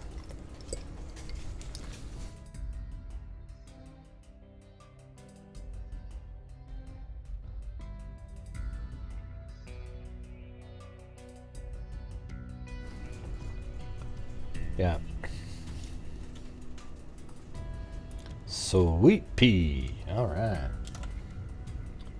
And thank you, Allie Cake. And 8675309. That's probably enough to buy a Snickers to get energy to get to the front door. But that's about it. There's Nona 617 and WNC Granny. I'll tell you what, if that guy calls back in, I'll answer it. Because I don't know what was going on there. Maybe that's it right there. Hold on. All right, call-in user. You got it working this time? Yeah, I got it working this time. Can you hear me? Yeah. Did you hear my imitation, though? It was crazy. That's exactly what it sounded like over here. Yeah, man. My bad. Okay. Hey, come on, man. Hey, you got me thrown in prison because of that. Okay. First of all, let me say this before I say anything. I'm kind of getting annoyed by, how these, let everybody rest in peace. How they died and how they got killed and stabbed and all that. I think we don't need to go there anymore. You know, who got stabbed first? You know, I mean, it's really making me twist. Well, I mean, I just want to know where the person went your first. Callers. At this time, we're focused on who killed these people. Now, how did they die? Yeah, but I guess what? Well, hold on a second. Hold on. Yeah, if somebody, like the order matters in trying to help determine who the person is. But we're beyond that now. We're a month out here. Well, why don't they tell us who was the target, because that leads to a person. The target is how you can find out who might be the person. Yeah. Right. You know what I'm saying. I mean, I don't know. I mean, you got a lot of patience, so kudos and my hats off for you. I do. You're right. I do. You got to sit there and try to explain yourself when somebody calls you, and it's like I forget. Everybody just hasn't been watching this case. So maybe they're brand new. So my bad. So that's selfish. Yeah. I just want to know, Greg, have you heard anything about any surveillance from the damn corner bar, not the grub bar? That bar where the girls were at. No, I haven't seen that. I would like to see that, though. What's up with that, man? But let me ask you something, though. Hold on a second. Could you imagine if they released that footage, how many other people would be blamed? Oh, did you see the way the guy was sitting at that other table? He called the one over, and then he said this, and oh god, it would turn into a shit show. Okay. Yeah. That's why I was careful when I asked you. I said, "Hey, did you hear?" I'm sure there is some, but there's got to be, yeah. But nothing that's going to be released. I mean, I think we've all thought, man, there's got to be the bars that they were at. Probably, maybe not in the fraternity, because you wouldn't want to record half the shit that goes on in a fraternity. But at the bars that they were at, you know, the Grubhub had the camera, and at the bar they were at prior to that, called what was the name of that place? It was called. They got that weird. It was called. It was just Corner Bar. Yeah, Corner Bar. Yeah, I'm just trying to look at the map. Yeah, Corner Club. Did you go to what bar did you go to last night? I went to bar, man. It was Corner Club. It was called Corner Club, not Corner. Yeah, so never, you know. Everybody assumes that there's probably video in that camera, but did they? You know, like we're not going to get to see it, right? Well, I learned a lot in my life. I'm 49 years old, but damn, the shit I'm learning about at this part of Idaho, I hope it's all Idaho like this. I missed what you said. I mean, I know what you're saying, you know, about like the wounds and all that shit. Yeah, I mean, it really kind of doesn't help find somebody, but it's more like trying to figure out who the intended main target was, and then that leads you to have a more directed search at somebody connected to that person. Right. And Greg, I'm telling you, I did 2 tours in Iraq. I was on. Oh, yeah? What, you know, well, thank you. Maybe, you know. Well, I appreciate it. I've seen a lot and I heard a lot, but this one, man, I mean, I remember I ran from hell and water with the O.J. Simpson. It's twisted me. I think everybody needs to take a chill pill and let the people do what they do. Yeah. Well, I appreciate your service. Thank you. Well, no, one thing I do want to say besides this, Greg, did you hear about? Here, I wrote it real quick. I'm gonna let you. Okay, it was Chronicles of Olivia. Oh, geez. And she had on there. God. Like 4 or 5 guys that walked by on that. Wow. Yeah. Body cam. Yeah, those are those 5 people. Okay. And then, you know what? I did hear, I'm not making a mistake, but I did hear a little faint scream at a certain point in that video. That means you heard that one crazy YouTuber. Yeah, none of that stuff's ever real. No, I'm just letting you not know. him. Well, I heard it. I heard what you're talking about. This was off the body cam. Yeah, I know. It's garbage. And one of them was Chronicles of Olivia, but when they they got the full extended one, you can actually, when he was talking to those guys, you can see there's like 4 or 5 kids that walk by that light. You know what sucks though? It was so great talking to you, and then all of a sudden you started bringing up these trash YouTube channels. Oh. You know? So, anyways, I gotta get. I forgot. Yeah, you're the one that don't like. Yeah, well, yeah, because it's not only that, the ones that you brought up are shitty. Now, if you'd said like John Lorden or somebody like that, I'd go, oh wow, that's crazy. Well, okay. But you brought up the ones that are the conspiratorial wacko channels that don't really work. We'll be hypothetically stupid. Yeah. Greg, no, seriously though, but there is a part on their body cam that you can see some kids run by when he was filming at exactly like 03, like 12 in the morning, man. Yeah. I mean, seriously, and you can see them, it was like 4 or 5, and they run by. You got to look Yeah, I just showed it at the beginning of the show. You can see. Can I just tell you something? I watched it at the beginning of the show. We played it. They're not running. They're walking, and they're walking from the apartment complex that's right there. It's really obvious, really clear. There's nothing confusing about it. There's just 5 guys walking out of the apartment complex across the street, and they're just walking. They're not running. All right. So there's nothing nefarious. And by the way, do you think 5 people went in there and killed these people, and they're all just running around? Yeah, so they wouldn't have anything to do with anything. That somebody, could be witness or seen something. Hey, like you said, I mean, I'm not going to take you off of the track here, man. All right. Well, hey, thanks get for... people off this case like that, but it's just people trying to be vigilant what was going around outside at that time and all that. And, I mean, I don't know, dude. Well, I appreciate you. The point is... Huh? Oh. I know what your point was. You said it. It was about. Yes. Yeah. But anyways, I got to get the other callers. But hey, I appreciate you calling in. I got you back on now. That was good. All right, man. You take care. All right. You too. See you.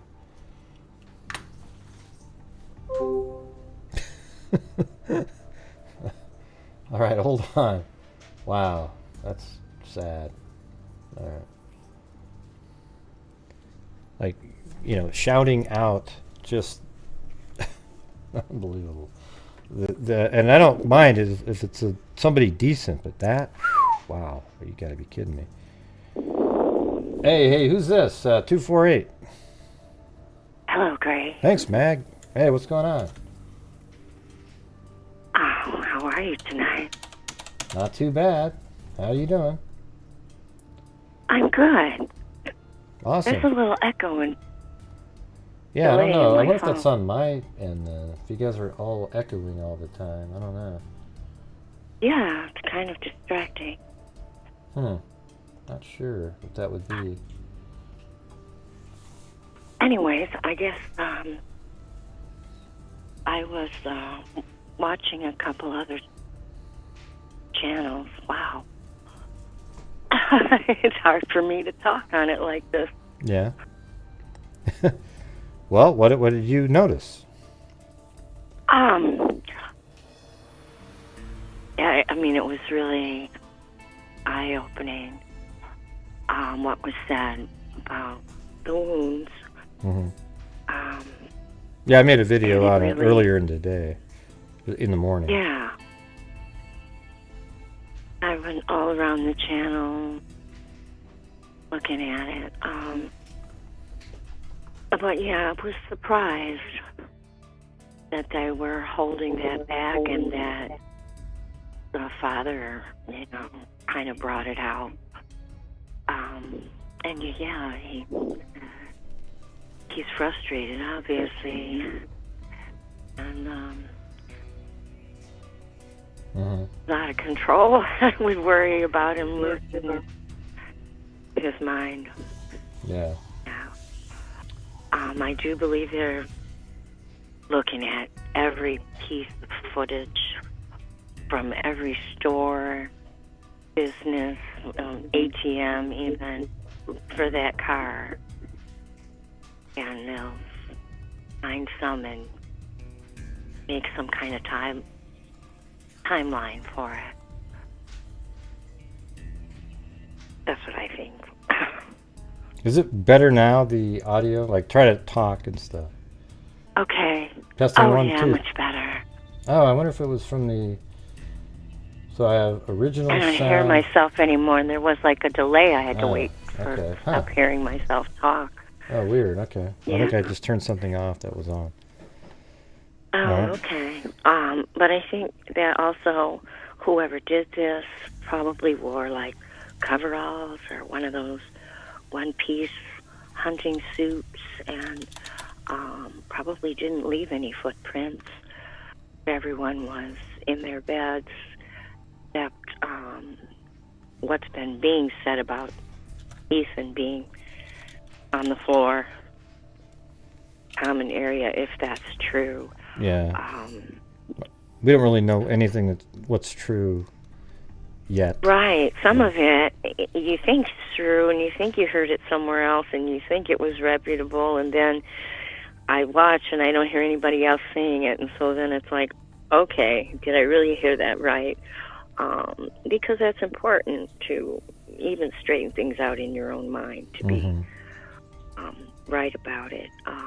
And if they were to find any prints, would have to be like on top of blood or in blood, because otherwise there's a lot of prints that they would be finding in that home. Yeah. And it seems like every clue goes off in a different direction. And then even if it intersects, it still kind of dead ends somewhere.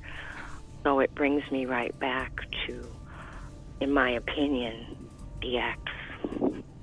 Yeah, I mean, it always, I mean, that's the thing. That's why, my original theory, before it was really a thing, was that, because it was, I mean, that, or even, he ticks all the boxes other than, he could easily just not be the person. It's just sort of like, those are the kind of things you might look at, like a recent breakup.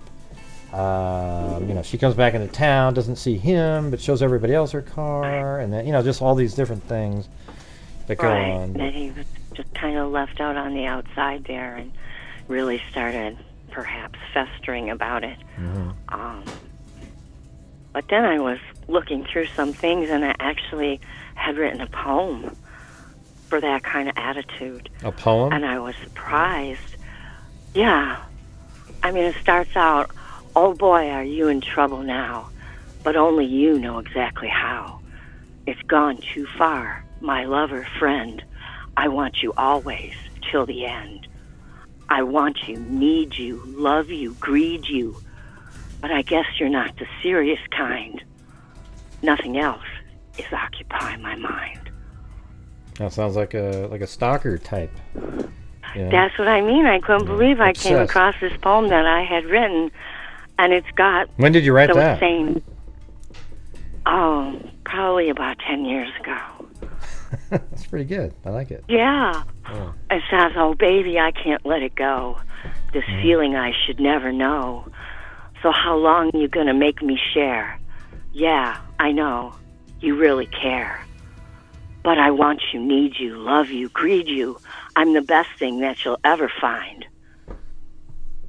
Nothing else to occupy my mind." Yeah, well, there you go. Sounds like somebody that can't have somebody, but is sort of like obsessed with somebody, right? Right. Well, there you And go. damn, I want you, need you, love you, greed you. I'm the one you just can't leave behind. Yeah. Well, there you go. So it's like I'm freaking out. I'm looking at this and I'm going, oh my gosh. This is kind of like maybe... You should see the a chat spurned right guy now, actually. But yeah, it's... thinking in his mind, Yeah. Yeah, it's... I mean, it's pretty funny because, I mean, I don't know how... with the way you talk, you even make true crime have a certain sound to it, That's all I can say. But anyways, the poem seemed to match what the case kind of a little bit. I think what the stuff... Yeah. Here's what... You know what one of your problems is like... well, it's not really a problem. It's everybody else's problem. But like the stuff that you're saying is actually interesting.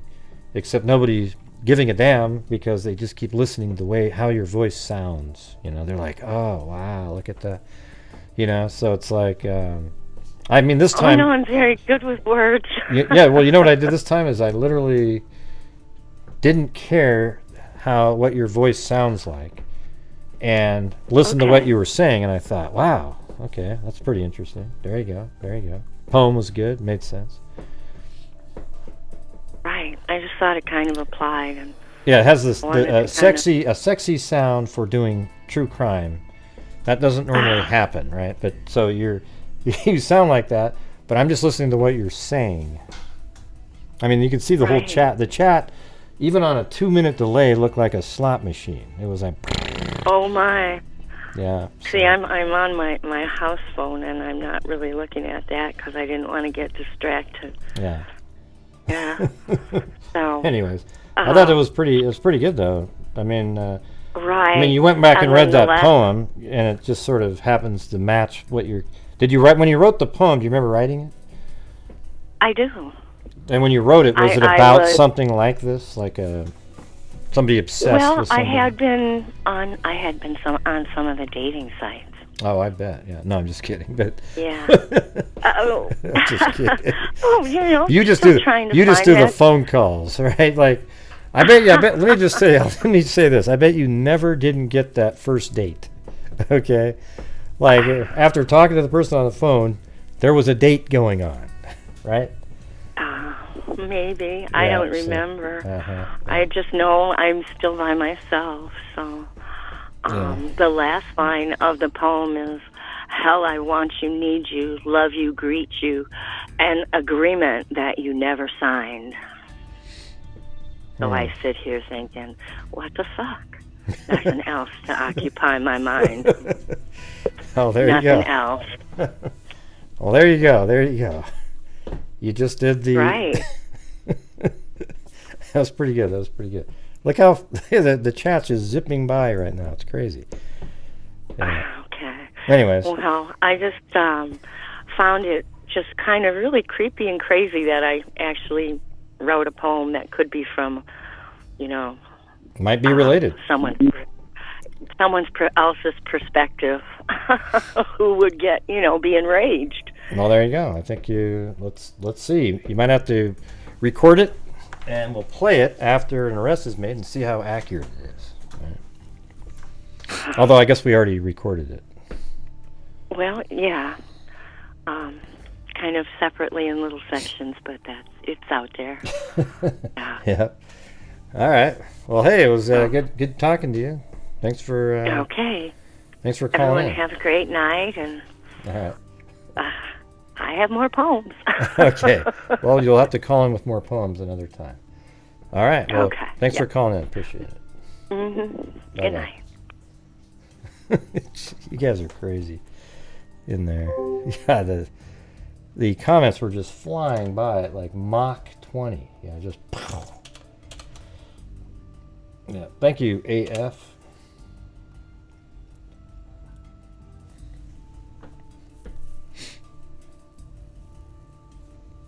Yeah, I might need to put a trigger warning in the message here in the start of the show.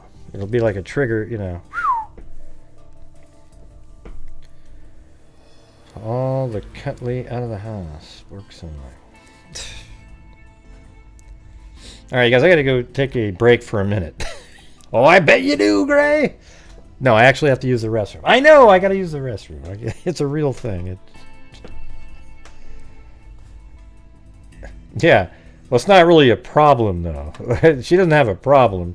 We all have the problem, right? Okay, just a second. Oh, God.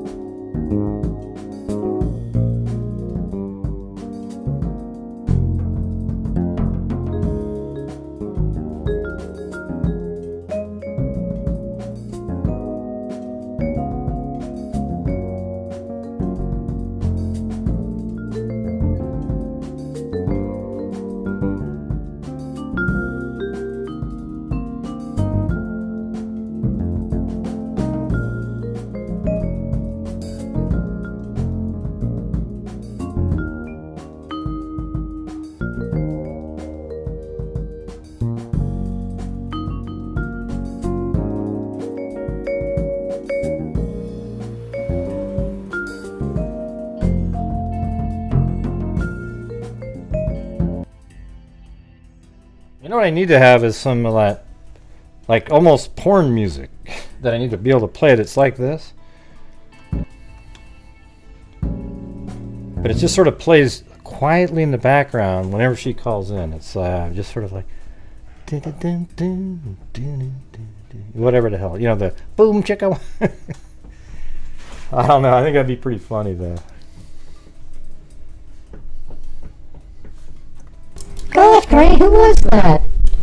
Oh, you know, like Loretta, right? Is that her name?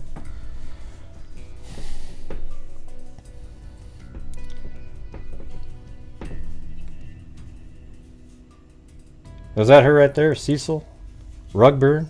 is that you, Cecil Rugburn?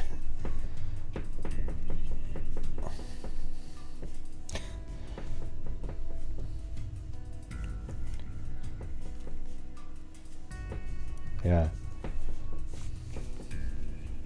I was telling my wife, she was laughing.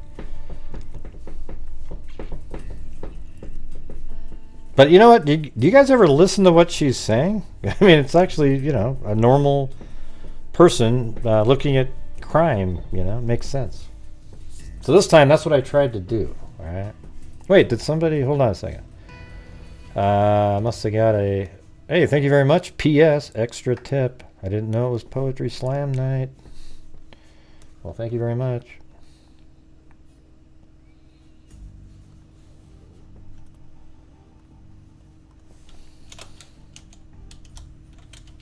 Oops.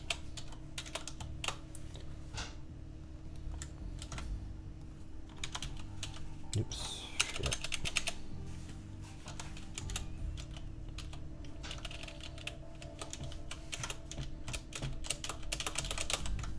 There we go. Got it.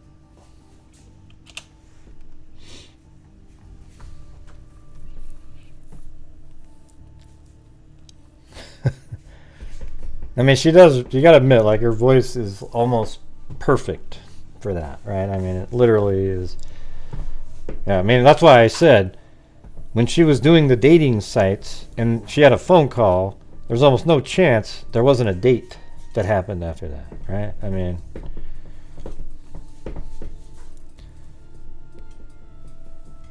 I don't think so, Sweet Pea.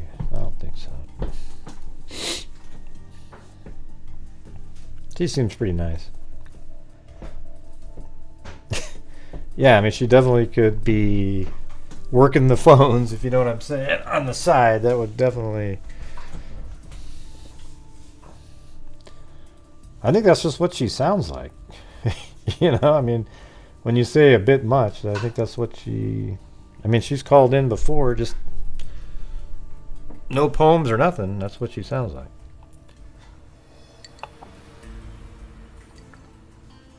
Yeah, that's her real voice, you know?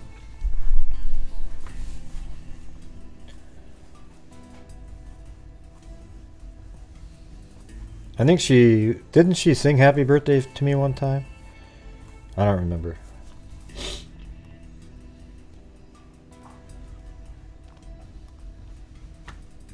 Alright, let me get this. 513, you're on. Good evening, Greg. Hi, I'm Nicole. Hello. Can you hear me okay? Yep, I can hear you. Hello. Yep. Hey.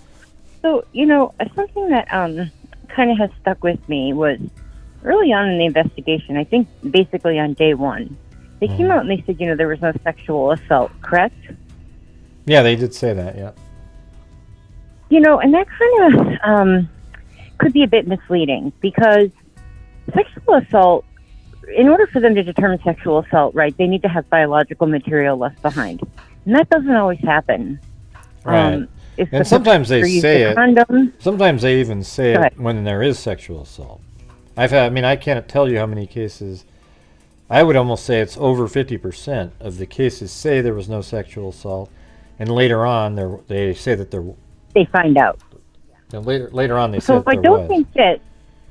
Yeah, so what I was going to say is I don't think that should be discounted. You know, I think a lot of people have kind of said, well, there was no sexual assault, so perhaps it wasn't such and such, or this one wasn't the target. But I don't think that we should just absolutely rule that out because, again, if a person came with a condom, if they subdued the victim or even if they killed the victim and then had sexual relations with that person afterwards, you're not going to find biological material under their nails. If they use a condom, you're not going to find semen. Yeah. You know, so just it's kind of always kind of stuck with me. And then my other thought was, you know, when we looked at the girls at the food truck, I have seen a lot of drunk girls. They did not seem to be extraordinarily drunk. I thought Maddie seemed very drunk. Like she could barely walk. She was always stumbling. Couldn't stand for a while and kind of stumble into other people. Walk right through people. Well, no, it wasn't. I don't think it's just me thinking so. You can just tell. Like she actually walked walked right through 4 people as if they weren't even there. Okay. And then she was standing there and just kind of, and I think Kaylee was pretty more sober. She was more sober for sure. Kaylee was, but. Yeah. I was going to say both of them were not, out of their mind drunk, which, I think it was painting the girls in a picture where they were like completely ridiculously inebriated, and for them to be able to standing at a food truck. I mean, I've seen drunk girls like fall down. Yeah, call the ambulance. I think Maddie. They weren't that level. I think Maddie was right on the verge of what you're saying there, and Kaylee was buzzed, but not really like that at all. She was even taking pictures of Maddie and how buzzed she was and doing weird things. I mean, not just buzzed. I think Maddie was drunk. Okay, I mean, but that doesn't mean. I mean, I'm not saying that like, them being killed has nothing to do with them being drunk. It's just. Some psycho. Well, and the reason I mentioned that was because I know when I was in school, and this was back in the late 90s, a big thing that was happening was people were spiking people's drinks at the end of the night. Like roofing them, in order to somehow, in 20 to 30 minutes take advantage of them. And I was thinking to myself, I don't see that incredible like loss of ability. I'm talking like crawling, not even being able to stand up. I mean, to be able to order food, tells me that they had thought process, right? So they got a ride home. I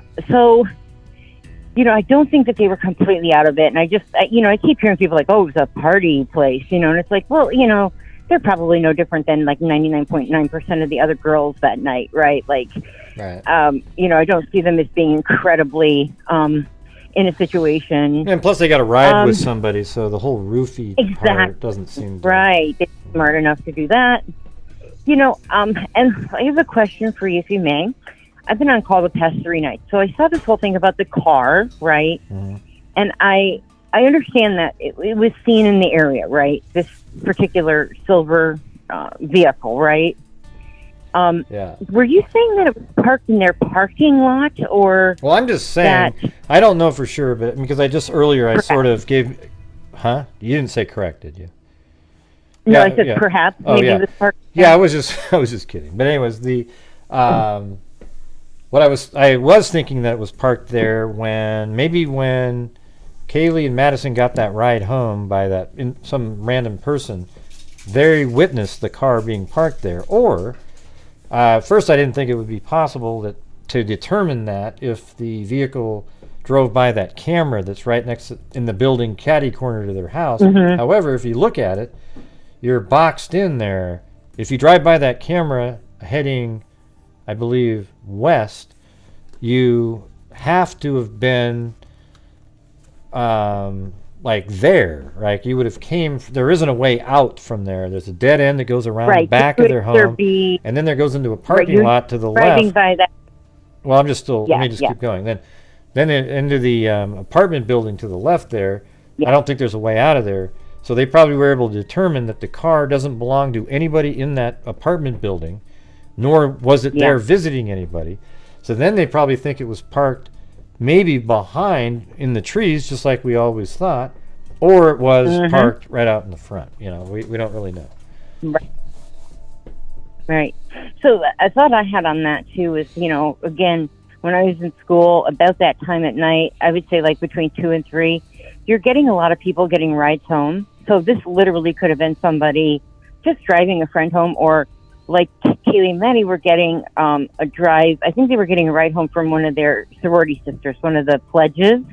which is pretty common. You know, the pledges, you know, they don't drink. You call them and, you know, come pick me up, come do this. Or it could have been food delivery. I mean, it could have been any number of those types of things. But because there's really not a lot of places to go on that street, right? Like, if you drive by Maddie's house, you're just going to go up the street. You're going to get hooked into that, what is that called? The apartment building. And like you said, you could circle around the back, but then you're stuck, right? You're not going anywhere from there. You have to turn back around, I think, and go back out. So you kind of get yourself jammed in there. That's why I'm thinking, like, I'm putting myself in the perpetrator's shoes. I don't think I would be driving a vehicle there, just because you wouldn't be guaranteed a parking spot. It would be, you would stick up with a sore thumb, perhaps, because all of that is parking. You have to have a parking pass for that. For the to me it looks like when I'm looking at it like this from above, if the car was parked here and the person dropping him off saw it, but I don't think a person dropping him off would be able to say, oh, even describe the car very well, you know, because it's just people aren't even noticing shit like that. So it almost seems more likely that it was caught on this camera now that I rethink through this. And there's a camera on the west side of this building here, and if it drove this direction, well, the vehicle could have been right. I guess it could have kind of gone up, and let me just look at something really quick. Yeah, so they could have driven up this way. Where does that lead to, though? And then you get trapped in here. You've got this. Yep. There's a barrier there. And then if you come up here, you can turn left into this other parking area for the same apartment complex, but there's no way to drive out of that. So the vehicle would have had to have been in this in this parking area or this parking area, but they probably determined that the vehicle doesn't belong to anybody in this apartment complex, nor did anybody see it there. And could have been back here, but that sort of serves almost the same purpose as this area, because you would park, walk, and look from over here. You know, right there's the house right there. So you would just park there. This blue car is kind of where I remember almost on the first show I go, man, that blue car is exactly where a stalker would park, through the trees, turn off your lights, and just watch. Yeah, I've always had a bad feeling about those apartment complexes, to be honest with you. And maybe I'm getting the Stephen McDaniel sort of vibe, where, you know, you remember him, the guy who attacked the girl at the law school, right, who was his neighbor. I just always had a bad vibe about those apartment buildings. Maybe. Incredibly wasn't that the guy that showed up? He was on camera and he sort of had long hair. And he did, crazy long hair. Yeah, and he was like trying to be really helpful. He was trying to be helpful in the news. And exactly. Yes.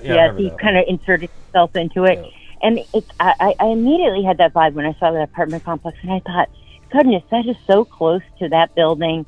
And with the weird level, you know how the house is kind of sunken down, but the apartment complex is up above. It's very easy to be in that back parking lot. You could almost look right into those windows. I just had, for me, that's one of my first thoughts. My second thought was something to do with the Greek organizations. I don't know if when you went to school or if you went to a Greek school, you know, the Greek system, it's like Mean Girls and you know, like snotty guys, and they can really hurt people's feelings, and they can breed contempt. I mean, there's people out there trying to say that there was this person that was bullied, and I looked it up, and they just determined that he drowned accidentally in a creek. So there's people coming up with this whole they're coming up with this whole bullied scenario based off of some person randomly assuming that they got it all wrong, and apparently they were a roommate one time with like Madison or Kaylee or somebody, and somebody's exacting revenge. It's sick. Okay, now is it possible? Sure, you know, but we thought the same thing in the Alec Murdoch case when, you know, they were going to trial.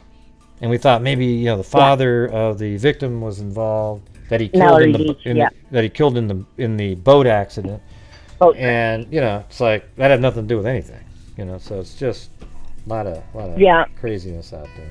I know.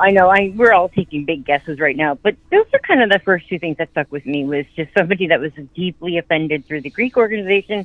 I didn't like those apartments. I thought they were, I don't know, they just bothered me being so close, and, you know, perhaps a person that was on the outside looking in and wanted to be a big part of the group and just wasn't fitting in. I mean, it might seem kind of trite to us adults, but as a kid, that's a heartache. You know what I mean? When you're not fitting in and you feel, you know, the odd man out. Yeah. Even as adults. But I hope you're not you know, referring to the same, that somebody related to that kid, though, right? Yeah. Well, that's all I wanted to say. Thanks for giving me a chance to talk, and I'll let you roll on to your next caller. Mm-hmm. And thanks so much. I've been a long-time listener. First time I'm calling you, so thanks for all you do, Gray. Well, you have good memory because you remembered the name of the Mallory Beach, I think is your name, right? So. Mallory Beach, right? I know. Right. A true crime aficionado right there here. There you go. Boom. This is still crap. All right. Well, thank you. All right. You have a good night. You too. Take care, everybody. Bye. I don't know who sent that. Shit. Wild Bill or whatever. The somebody said it in the chat. They sent me an email. Isn't this the camera you're talking about right here?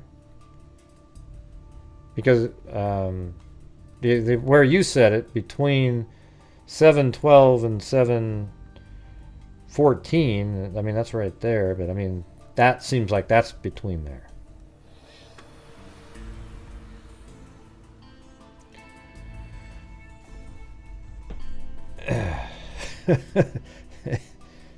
Thanks, the right Ryan. I just need the one with the alligator on it. Izod, remember that? Had those and topsiders and 501s that are worn out. The more worn out your topsider or your your 501 jeans were, the better. So when you buy the 501 jeans, you first start off, you put them in the wash with a little bit of bleach for about 40 times. And when that's done, you just kind of wear them, and you want to get where they wear down naturally. And then you wear like, that's what we used to do when we were in college. You have your 501 jeans, and then they wear down sort of on your thigh, and then you would put like wear like boxer shorts that go down into that area. Through, yeah, it was crazy times back then. That was a long time ago.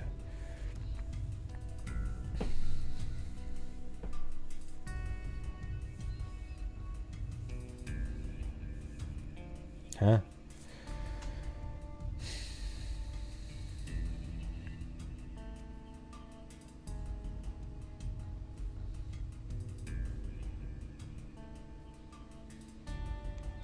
Yeah. Yep, 501s are good. 501s are good.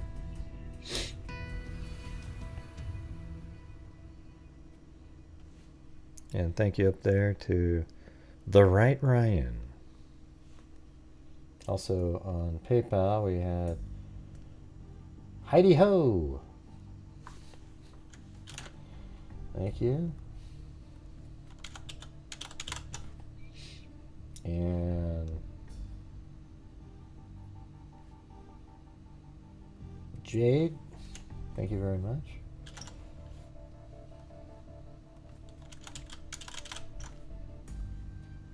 And then also Sarah, well, she always put Sereth Terry. I'm never sure if that's an accident or is that really what that is. I think she's told me once it wasn't what she meant to put there.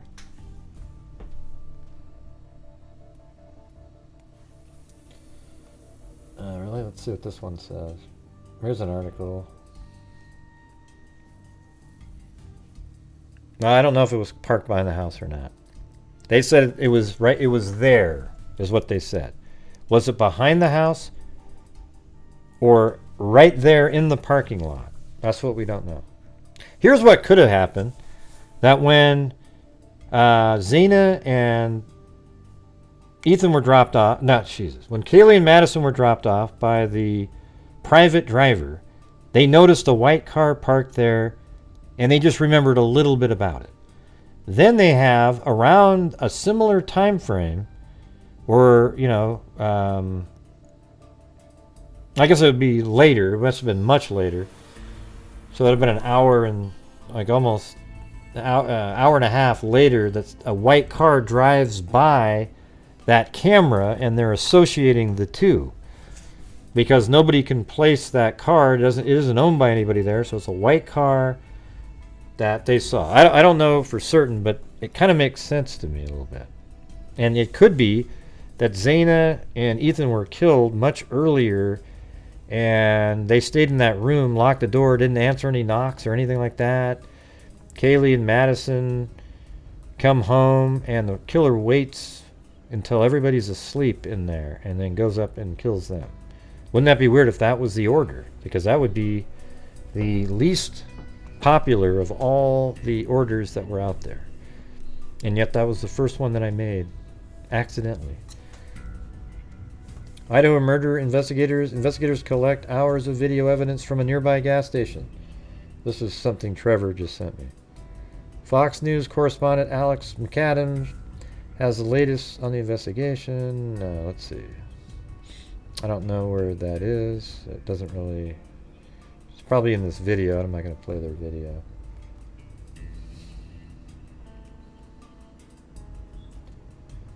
Yeah, so on Street View from Taylor Road. Oh, let me check that again. Is this Taylor Road?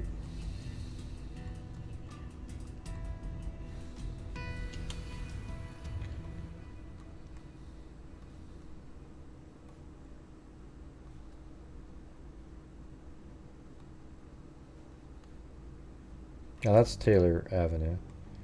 Okay, over here, like this.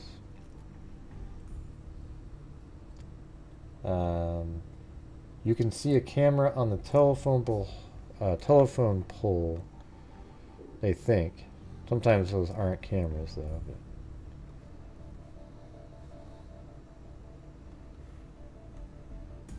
it's 7-Eleven.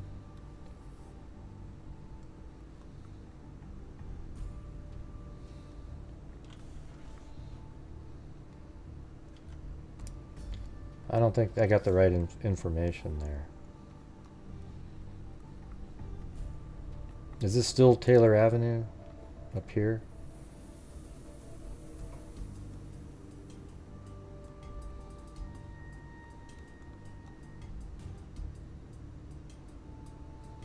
Yeah, that doesn't make any sense.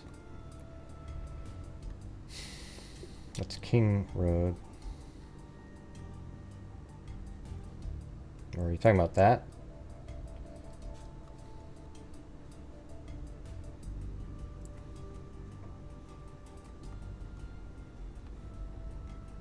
I don't know. You think that's a camera? I don't know. I don't think that is.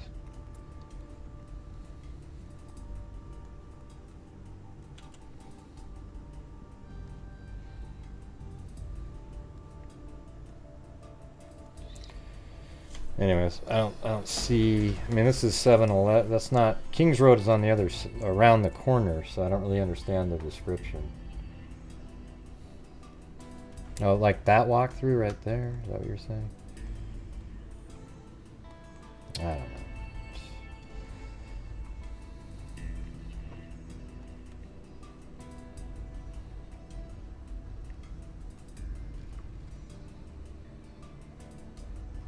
Yeah, there's a little walk-through area there. Goes up the steps, and I mean that goes right to the house.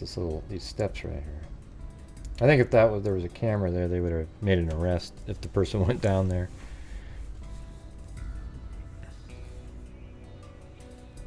I don't know, man. I'm not seeing it, Wild Bill. Sorry, man. Not seeing it. You keep saying the same thing over and over, but it's just in between the houses and the apartment above the walkway.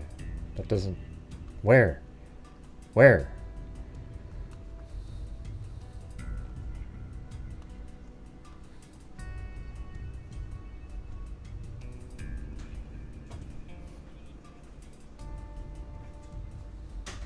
Yeah, don't see it. I could try one over here on Street View from the same spot.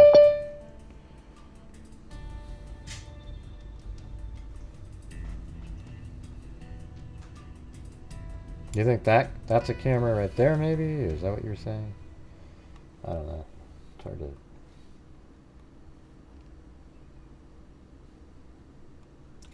843, you're on.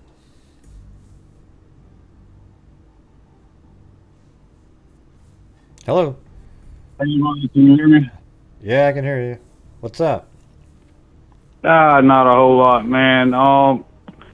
You know, this is Jeremy. I was calling from South Carolina. Spoke to you a couple times this week. Yep. What's going on? Not much, man. You know, from the beginning, you know, kind of had my thoughts like we spoke about her boyfriend, but after hearing what her dad said today, you know, it kind of takes me back to the other kid from the food truck, the Jack guy, from his hunting experience and his pictures of him actually gutting animals. And yeah, but I wonder if people shouldn't be hunters, you know, like people should just quit I mean, no, hunting it's not that part of it. It's just the fact that, you know, certain little aspects, you know, he's definitely had his own red flags, you know what I mean? And his alibi is not that strong to say he just jumped in his car and drove to his cabin right after that happened. But, you know, if something did happen, you know what I mean, he's definitely experienced with, you know, just killing an animal. You know, when you shoot, I hunt a lot, you know what I mean? So when you shoot something, if it's not dead, a lot of times you go up, you know what I mean, you finish the animal off, and especially big game hunting, you kill it and clean it right there. You know what I mean? And it's nothing for, you know what I mean, somebody to take a knife and, you know, jamming, you know, between the rib cage and split it open, you know what I mean, and drop the barrels out and everything. So, you know, that's something he would definitely have experience with, you know what I mean, off the get. You know, and blood would not make him squeamish in the slightest. But, you know, I don't know. You know, I'm not trying to point blame at anybody because, you know what I mean, I don't want to bring that. Well, how about this? I knew that information that he put out earlier would make people think it was more that guy again. Yeah, I knew that when I read the article this morning. I go, here we go, watch these, but I didn't bring his name up. Yeah, and you know, like I said, I'm not trying to point blank. It brings me back to that guy more or less. You know what I mean? Because his alibi is not very strong. He, you know what I mean? He seemed to, you know, even though he says, you know, he's watching him, you know, trying to help him get home. You know, it really looks like she points at him and says, "Fuck you." You know what I mean? Like in the video, you know, you never know if she does or not, but yeah, hey, you never know. But, you know, I don't know, it brings up some red flags, you know what I mean? It's not a very strong alibi that he has. Right. And, you know, if the kid really does have anger issues and was kicked out of a fraternity, it's really fucking hard to get kicked out of a fraternity. Yeah, I mean, I partied with a lot of those guys in college, and, I mean, I've seen some crazy. Well, my fraternity my fraternity that I was in for a while kept a lot of really shitty dirtbags in there. That's what I was about to say. A lot of the ones down there did. You know, I didn't know. I couldn't get down with a lot of some of the things that went on down there. You know, I smacked a couple guys around. You know, trying to, you know, bang girls when they're passed out. You know, I mean, I just didn't get down with all that kind of crazy stuff. But people are typing in. People People are assuming that you either chew Copenhagen or Grizzly. Oh man, hey, I'm from the country, but no, I don't. I'm not a backer chewing, dipping. You don't. Hey, you don't even. Believe me, I'm you don't do chew. Redneck now. You don't do chew. You don't chew, right? No, I don't do chew. See, I actually just quit smoking this year too, so right. I don't so even smoke anymore. Here's the not thing. Cigarettes anyway. Here's the thing. See, that means everybody judged you based on just the way you have an accent from the country. Come on, you guys. Man. You can be better than that, right? I don't care. Let them judge, man. Hey, I live in a paid-for home, paid-for a brand new vehicle. Boom. I make over $100,000 a year. I own my own dog kennels. I raise Connie Corsos. Hey, awesome. And you know what? I live good. I don't have to answer to anybody. Bam. I've retired from my own business, handed it off. That brings me in money on the side. Hey, I'm living. Sounds like you the kicked life some I ass. wanted. That's all you. That's Hey all you man, gotta I'm do. living the life I wanted. But I'll tell you what you probably get to do is do you fish at all? Oh god, yeah, man. I deep sea fishing, you know, How about out in the bass river, and you know stuff what I mean? like? Because you probably live where I don't know where. Oh you live god, in South Carolina, yeah. right? I mean, we yeah, I'm out in, I live in the sticks, man. I'm surrounded by lakes and rivers and ponds and. God, you're so lucky. I mean, when I was a kid, I used to Yeah, get. I mean, I used to take the bus. I used to We've take got the. we've got a hunting club down here that's on, you know, I'd say probably right at 1,000 acres. I used to take a bus to this lake called Lake Oswego here in Portland when I was a kid. So I get on bus, I think it was like 37 or whatever.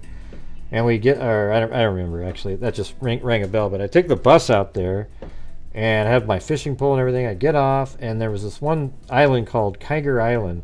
It's a really rich people live in this lake. So guess what they don't do? They don't fish, right? Yeah. So it was like you know what it was? It was like a freaking, like how it was 1,000 years ago when you went to a lake, because these fish hadn't seen a damn thing, right? So you go down there, and man, you could just fill up. I mean, it was unbelievable. I caught, I learned how to bass fish finally. This guy actually taught me the Texas rig shit where you watch the line as it sinks. So fun, man. So fun. Yeah, So as the fun. line sinks, you see it get slack or start moving. You reel in and bam, you set that hook right there. So I caught a couple 5-pound bass, but the crazy thing was that I caught two 17-inch crappie. I mean, that was like those are. Oh yeah, those are freaking huge. That's some large crappie right Yeah. there. Hell, that's 2 handfuls right there. Yeah, that was like a whole meal right there. It was awesome. Oh god, yeah, yeah. Hey man, I'm telling you, it's you know, it's a great pastime. To me, if more people got out and fished and hunted, and you know, and took the time to enjoy nature instead of, you know, bumbling and fumbling on their phones 24/7. Yeah. And so I'm not the biggest people person in the world no more. You know what I mean? I went through that shit back in my early days, and you know what I mean? I didn't grow up with a whole lot. Grew up with what I needed. My parents provided what I needed, but you know what I mean? From the time I was 14, I started working. You know what I mean? I didn't have time to dick around. There'd probably be a lot less violence in the world I mean, you were saying that because he hunts, he probably. I'm just kidding, but yeah, there'd be a lot less violence in the world if people went fishing. You know what I mean? I'm not one to judge a book by its cover, but like I said, you know, when I was talking about, you know, we were talking before, sometimes if it walks like a duck and quacks like a duck, you know, it might be a damn duck. But, you know, I'm thinking, you know, they'll probably go back and question that kid again. You know what I mean? He's, you know, within, you know, that close. And, well, here's you know, the thing. red flag. But here's the thing: is they have known this since day one, and they already talked to him. And they already talked to him, and then they cleared him already. So maybe they are going to ask him more questions again. But it's like that they didn't. Yeah. You know, but maybe with all the stuff coming out, and they'll go, "Wow, so he was a hunter. He did all these other things." But you know, here's the thing: we don't know if he left the country, and we don't know. Oh yeah, if I he don't did think anything. he did because his cousin put a tweet out, and you know, it was the only thing that was verified that it was actually his cousin. She said, you know, the rumors need to stop. He hadn't left the country. None of the family has left the country. Nobody's gone to Kenya. Okay. Yeah, that's crazy. But man, yeah, so you know, I mean, that kind of nipped that in the ass for me. I was like, well, at least he hadn't ran off to fucking Africa like everybody thinks he did. Yeah, well, man, I gotta say, I envy being I don't have anywhere where I can just go fishing right now. Hey, you know what? Hey, anytime you want to come to South Carolina, man, all thing you got to do is look me up on here. I mean, I'll take you fishing anytime you want to go. Oh shit, man, that'd be awesome. I'm 40 minutes from Myrtle. I'm 40 minutes from Myrtle Beach. I've got boat. You know, we can go deep sea fishing. We can go, you know, freshwater fishing. Probably freshwater. I don't know how good my stomach is. We've got a hunting club. I don't know how good my stomach is for the ocean, but yeah, the lakes would be fine. That's just when you get a couple good whiskey drinks in, you forget about it. Well, I'm sure, especially the whiskey over there, right? I mean, it'd probably be. Oh yeah. Hey, so I did want to ask, did you catch the last Dateline? No. What was that one about? You know what we talked about the other night when I was telling you about, you know, with the feds kind of fucking that case up, and then wanting to, you know, be all up in my shit. Yeah. What case was that? I don't remember now. That was on the Drexel case. Well, Oh, they yeah, just yeah, did a yeah, the dateline on it, and Drexel case, they show where they started out on the right track. The feds came in, went way off base. All of a sudden, they just they tried to say it was back in 2020 when they decided to go back in and look, and all of a sudden 3 months ago they happened to find that video, and that video pops the case back open for them again. I was like, you know what? You cocksuckers could at least gave me a shout out and said, hey, you know what? This guy told us to go back and find this video. But man, hey, I sat back and laughed like hell. Me, my whole family, because I got paperwork and all that shit from all that shit that had happened. And my little gag order. Damn that gag order. But yeah, I thought that was funny, man. Check it out. It's the new episode of Dateline. Okay. Yeah. He was Brittany Drexel, right? You were saying that you wanted him to look at that one. Well, you wanted him to look at that one guy years ago and said to check. Yeah, he was there. 12 years, man. I tried to get him. Yeah. So, there you go. But wasn't his name always involved? Like his name's always, isn't it been connected to the case for years? Though? Well, it started out the first year, and when it showed where I've always been saving on things, but when it showed where her phone first pinged, and it was 2.5 miles from where he lived, and I looked him up on the sex offender registry and stuff, and saw that he was supposed to have been pulling 40 years in California. They let him out after 20 for raping a bunch of 8-year-old kids, trying to kill and strangle an 8-year-old kid. And the same motive, he would, come up from behind him, snatch him into his vehicle, and drive off. Well, what made you want to tell him to look at the cameras in that town, though? Well, it wasn't just that. They didn't think this guy drank, so they didn't think he went out, and he hit it well. But we followed that guy around a little bit, and drunk people, shit just comes out when they're talking to their buddies, and kind of overheard something that maybe they didn't want other people to overhear. I remember the call now. You were saying how the cops, after you started saying so much, they were like, well, what were you doing? Right? They thought they thought like they were checking in on you. That was crazy, yeah. Being a good Samaritan, they wanted to, check my phone records, check my work records, whatever you want. Yeah. You want polygraph? Well, like I told her, I told that profile, I said, you must be the dumbest fucking profiler in the history of the FBI. That's my exact words. Yeah, I mean, a lot of them, they take their classes and seems like they all say the same thing a lot of times. He's somebody that's going to change their appearance directly after, and they change their habits. They maybe even, it's always the same thing every time. It's not like there's anybody that really it doesn't feel like there's somebody that really looks at every little detail here and really pinpoints it. I've seen great profiles before, like in the April Tinsley case. It seems to me sometimes the FBI wants the case to be more than what it is. That's why it seems like instead of them following, the initial suspect when they had, him, the phone right there in her area, him being a big-time sex offender and just being out of prison, just moving to the area, they had interviewed his girlfriend, and she had said, well, I know he's got some twisted fantasies, and then that's on the video. Yeah. And then the FBI just moves it completely towards this black family and from a jailhouse informant sneak and keep it there for 10 years. Ruined this guy's whole life. And never apologized. Still won't apologize. Yeah. Yeah, well, Well, good. I'll say this right here. I'll just say this. Good job. All right. There you go. Bam. Is that? No, I don't want no thing. I'm just kidding. All right. I just don't like, man, I'm not a big fan of the feds, if you don't know the truth. I like local law enforcement. I like state law enforcement. I think they do great work. I think they try. I think the feds are just in it for show. And it's bad to say, but that's just my opinion. Yeah. There you go. All right. Well, hey, I appreciate the conversation about everything, really. Hey, man, I enjoy talking to you, man. Hey, like-minded people are great to speak to, especially when you're not a people person. So, yeah.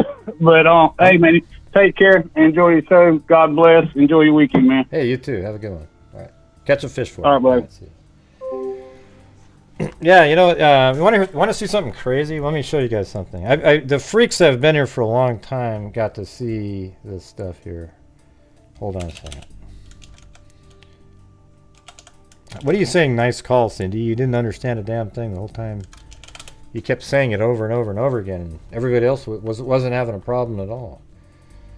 All right, let's see where we get the. I mean, I thought it was a good call, but all right. So you get on this Highway 10 here. Where are we at? Yeah, I think it's right here. So when I was a kid, there's this creek. You can actually see the tree line here. See that, how it's a little thicker, and this creek goes around. It just was listed right there, Fano Creek, and it goes like this, and then at some point it crosses over the highway, right over by, I think it's, where the hell was that? It was, Safeway. Oh, they totally changed that. There used to be a building here with a lake behind it. God, what does it look like there now? So when I was a kid, they totally changed that. That's wild. There used to be a little pond back here.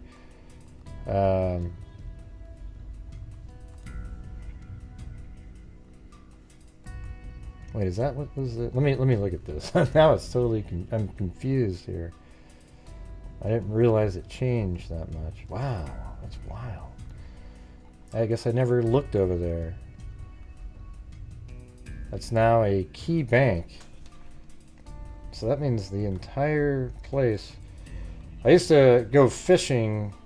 There was this little bridge right here, and I caught a 14-inch cutthroat trout in this little crappy.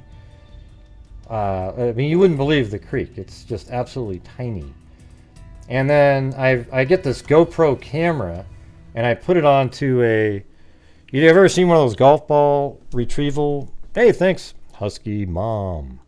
You guys ever seen one of those golf ball retrievers that are long poles that they're extended? You extend them out.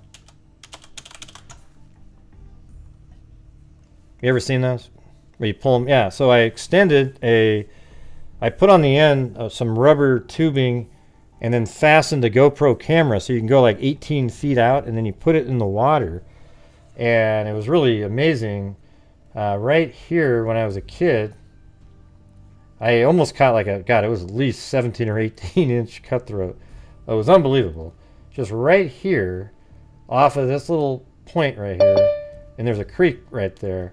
And it looked exactly the same. All these buildings were there even back then.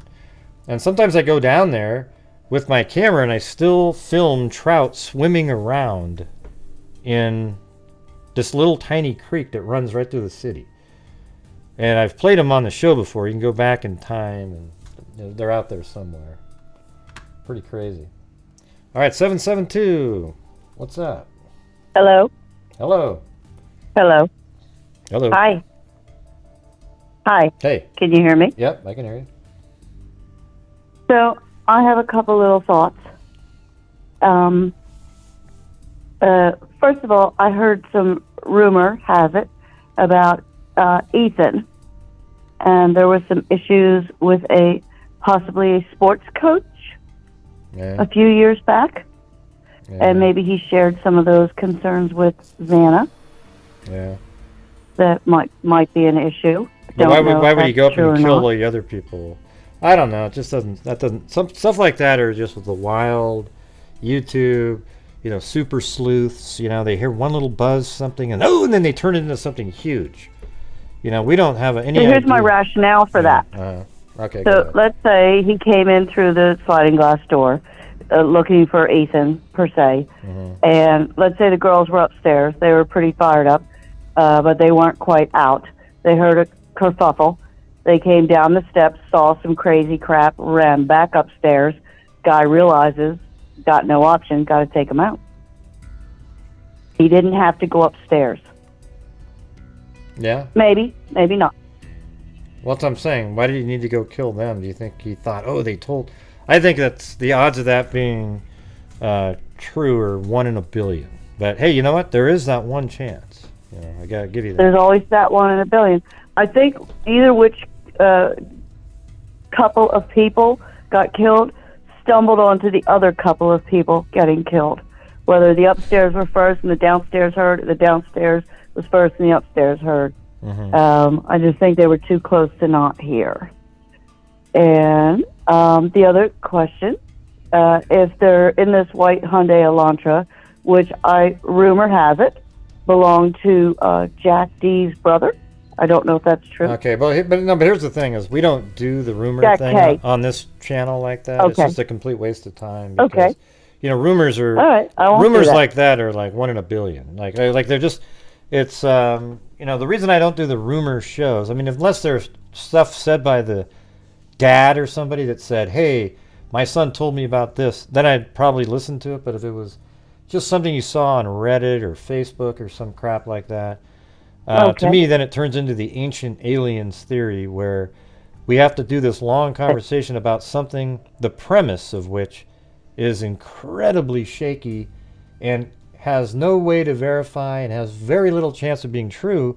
But then we're going to have this long conversation about that subject. You get what I'm saying? It's like, for me, it's a waste of time. I get what you're saying. Yeah. I'll spare you that long conversation. Well, on that part, but if you have other thoughts on the case, I wouldn't mind talking about that. But I do. What about like passports?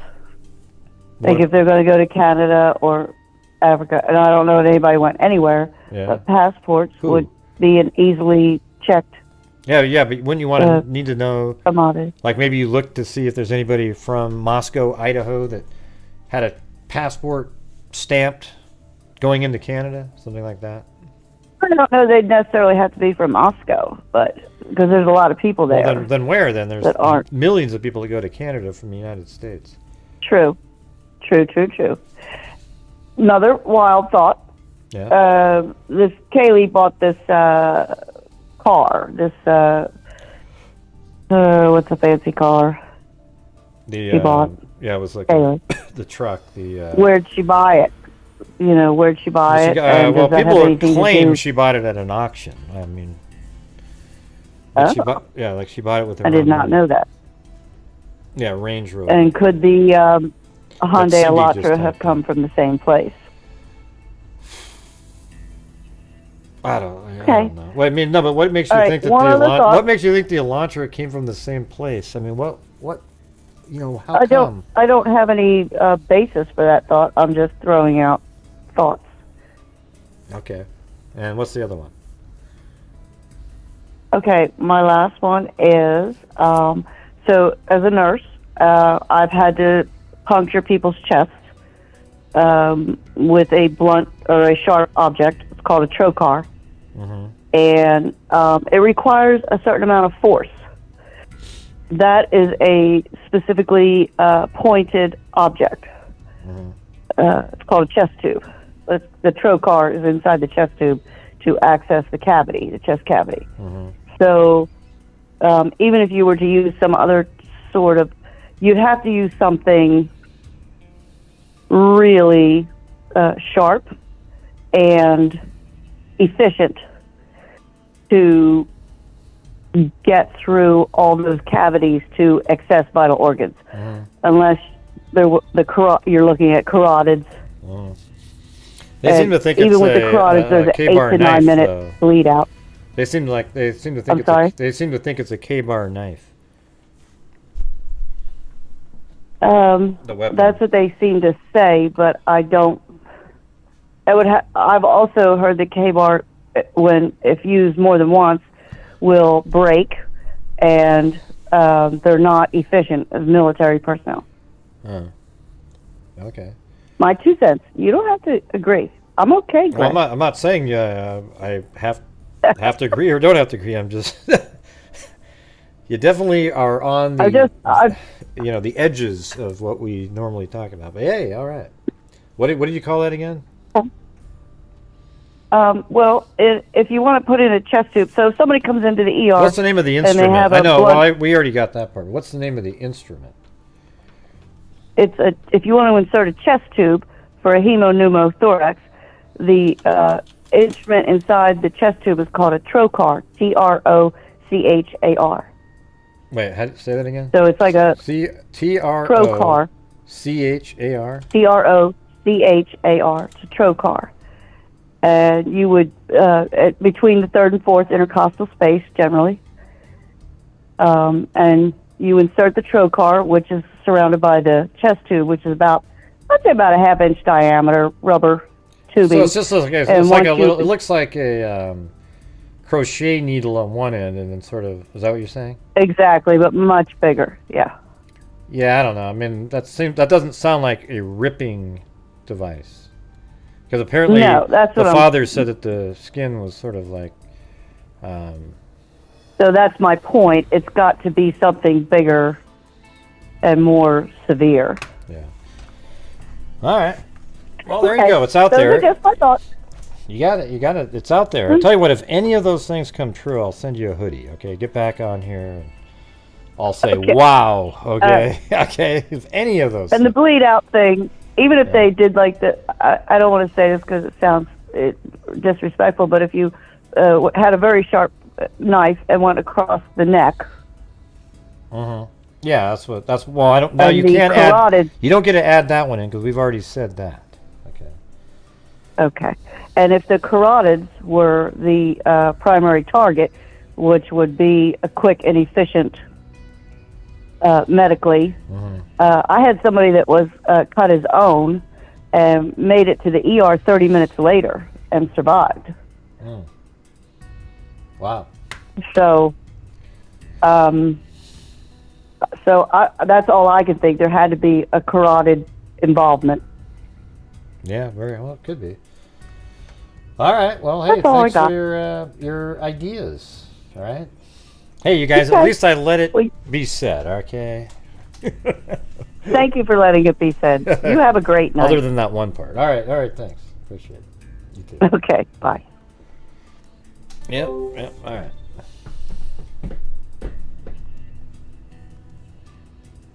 Well, you guys, I think that is going to do it for me tonight. 3 hours and 1 minute. I've been doing these too longest shows that have been 4 or something. So,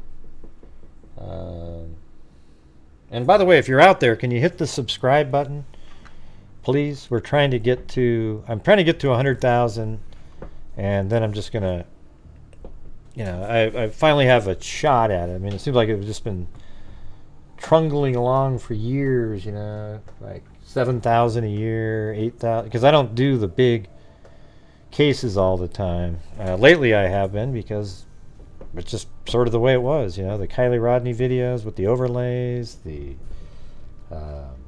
mean, I wasn't even covering Kylie Rodney really much at all until the end there, when I could actually make a difference. And then Delphi and this one, and I still do the other ones. I've been sneaking a few in here and there, but anyways, thank you. But I only want you to subscribe if you actually like the channel. If you don't like it, well, then don't bother. It's not really, it's no big deal. We've actually went down one since I said that, but that's okay. All right, let's see. Thank you to Bucolic Buffalo, Chrissy, Cheryl Bullock, Brown Eyed Girl 714. Douglas Brooks became a new channel member. Quietly Frozen. And if you missed the beginning of the show, one of the cases we were working on, they were able to obtain a hair sample from the victim after the DNA failed. So we're spending another $4,000 or $5,000 on that. It's a much more expensive process to get the DNA out of a hair, but it's much more reliable and accurate. So boom, there we go. And we're going to do that. That's on one of the cases. Sequencing's already happening on the serial killer victim, the black, I don't know if she was a young adult that was killed by a serial killer. The serial killer's already been arrested of the 11 homicides, and she was just one that wasn't identified. So anyways, thank you, Quietly Frozen. The coolest name in YouTube history. I thought she's like, something happened, like in a storm or something. Kathy Friedenmaker, Jen Baird, Scouting Dude, for the time and effort you put into your channel. A double cat eye. I'm just kidding. A double cat eye. How about, let me do the other one.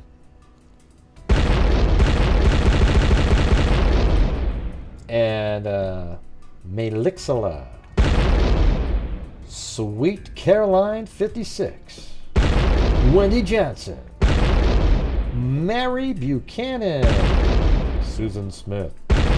Brown Eyed Girl 714. Alley Cake. Zack and Fox Nanny. Simple Life Days. Quietly Frozen. Mike S. Alley Cat. Stace on the Case. Annie T. Eugenie. Brianna 25. Sweet Pea. Jamie Lynn. Michelle G. Or is it? No, it's Michael G. Sorry about that. Jeez. Michael G. H. Doc. Kel S. I get called Greg and Gary all the time. Okay. P.S. with a cat eye. Joanne Allen. Vale. Classical guitarist. Becky New became a new channel member. And Sour Patch Kid became a new channel member. Sheppy Mom became a new channel member. Brianna 25. Glenjamin. Nathan became a new channel member. Dorian Gray's sister. So are you Dorian Gray's sister? I should have hit this one. Then we got Music City Angel 2. Tosh. Brian Harmon. Simple Life Days. Mama 457 Rose. Annie T. Sweet Pea. Callie Gal 3. Lindsay. Being Nancy. 8675309. Sweet Pea. Alley Cake. Nona 617. WNC Granny. Glenjamin. Bell S.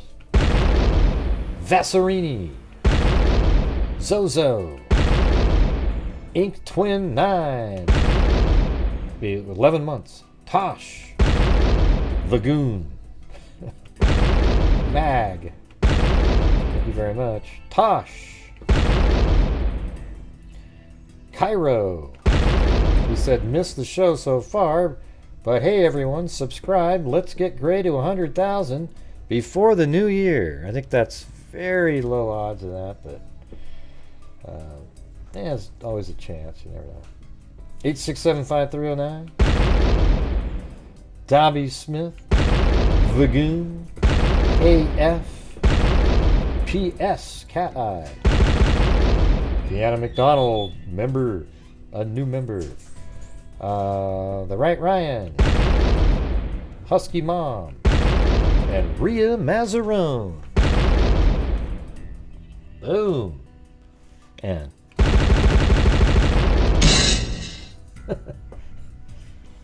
alright, gotta put Rhea Mazzarone in there. So tonight I was able to do the list without really interfering too much. It's pretty good. Oh wait, you know what? Before I leave though, I do have one more thing I was gonna play. And don't forget everybody, if you haven't seen Unalived, She Wrote, make sure to watch that. It's very a touching show.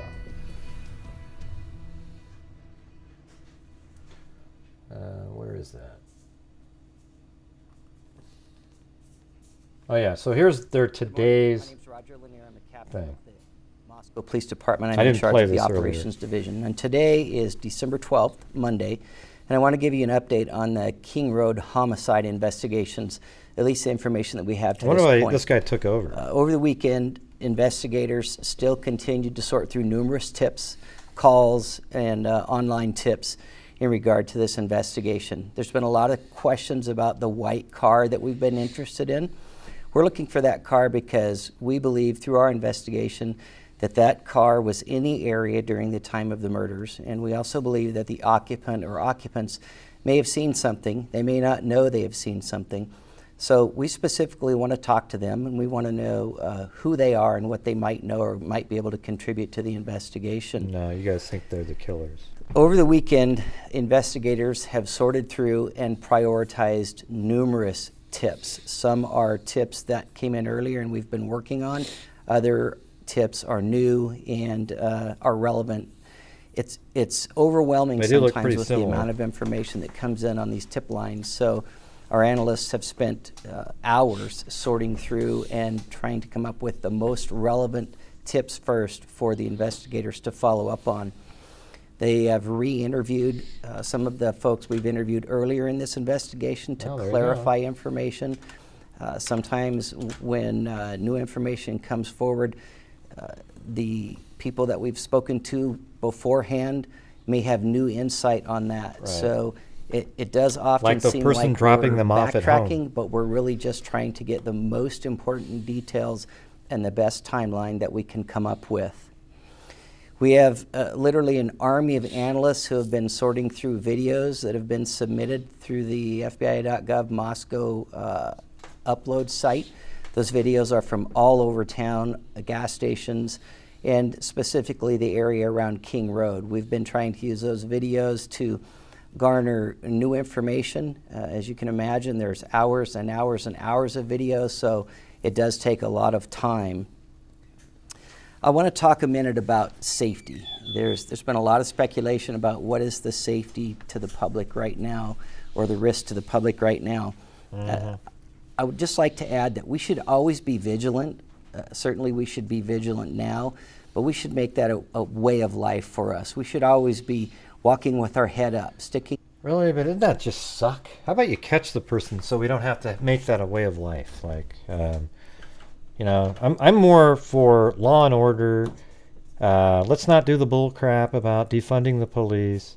Let's get more cops out there and better cops, so that people can live. You know what I would love is to get back to the point where kids could go ride their bike from 3 o'clock till 8 in the evening or 9 in the evening on a summer night, and be totally safe where they come home. You know, there's no chance that somebody's out there. But we just have such a man. I'm just telling you, if you're not voting for people, when you vote in the elections for people who want more law and order and more law enforcement, then you're part of the problem, okay? Because that's really the biggest problem that we have in our country right now. None of the other stuff it's just all bullshit, okay? The thing that matters right now is our civil society is totally breaking down, with people just running into stores, stealing as much shit as possible. And if you're not doing something and you're not voting for people to take care of that problem, then you are part of the problem. And that is the truth, okay? All right, here we go. To lighted paths and walking in groups if we can. And in addition, letting people know when you've arrived home if you have not made prior arrangements. This is not an indication of a specific elevated risk, but something that we should be vigilant with just in our daily lives. I want to let everybody know that we are still 100% committed to solving this crime. There's a lot of information to sort through, and the information keeps coming in. And not all of the information is relevant, but you don't know if a tip is... Well, it doesn't have to be Republican. It could be, if you have a Democrat that's serious, like a middle-of-the-road type, like you know, that's not defund the police type. It could be any party as long as that's really who they're about. You know, if you're... I'm just so sick of it right now. I mean, just watch the news for a night and it's just sick what's going on out there. Valid until you take the time to examine that tip and see how it relates to other information that you might have. Yeah, Tulsi We Gabbard have would be teams great. in Moscow, Yeah, Salt Lake City, and in Virginia, as well as other locations across the country. And we're prepared to do interviews and follow up on information at any point, anywhere. The ISP and FBI investigators, along with the Moscow Police Department investigators, includes they were dozens sleeping, of so analysts, that's not what he's tip talking line about, operators, Calamity Jade. and others, and they're working around the clock, 7 days a week, to sort through the volumes of information. The being in groups doesn't apply to people sleeping. I mean, I think isn't that kind of obvious? Yeah. MPD has detectives, support personnel, and a communications team to try to keep everything together, but it is still a daunting task. The FBI, their investigators are ready at a moment's notice at any place in the country to go conduct an interview should the tips and leads take us there. And the Idaho State Police has, besides working on the investigation, had several uniformed troopers in the area to help with safety concerns around the city and on the University of Idaho campus. Yeah. And just a quick reminder, please stick to official news releases for information. Tracking down rumors and quelling rumors about specific individuals or specific events that may or may not have happened is a huge distraction for investigators, and oftentimes is kind of why I made that video the other day where I just read right through their update. You know, it was 20 minutes long, you know. I thought it was that, and then I can put my own thoughts in there too. I think I might do that each time that they do it. I think that's probably a better way to do it. And then bring in some of the known information that the fathers put out there and other people. It's the result of social media propagation, and it is very, very frustrating to investigators and hard to stay on track. Finally, I just want to add that we do have a lot of information, and we are specifically keeping that information safe. We're not releasing specific details because we do not want to compromise this investigation. It's what we must do. We owe that to the families, and we owe that to the victims. We want more than just an arrest. We want a conviction. Too cool. We owe that What do you mean? justice to Xana, Kaylee, Madison, and Ethan. And finally, I would just like to remind anybody with information, you can call the tip line at 208-883-7180. And that is directly to the tip line office in the FBI. There's been some frustration about having to wade through the tip line, but remember, this is not the only investigation in the country, so please be patient. We want that information. Anything could break this open for us.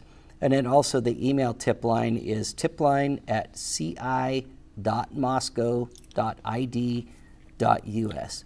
Thank you for your continued patience in this investigation. All right, well, there you go. That's the update on there. And that's it. So let me do the... I did get the spin. So we did the spins for the last two nights early in the show, and then now we're going to do the one for tonight's show. Take a bite out of crime.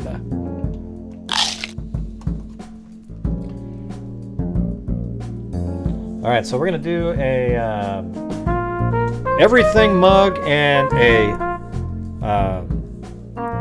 a free card mug with a sketch, okay? It has a free card on it, and it has a sketch of my face that you all just love to death on the back of it, okay? So, here we go. This is the everything mug. Here we go, everybody.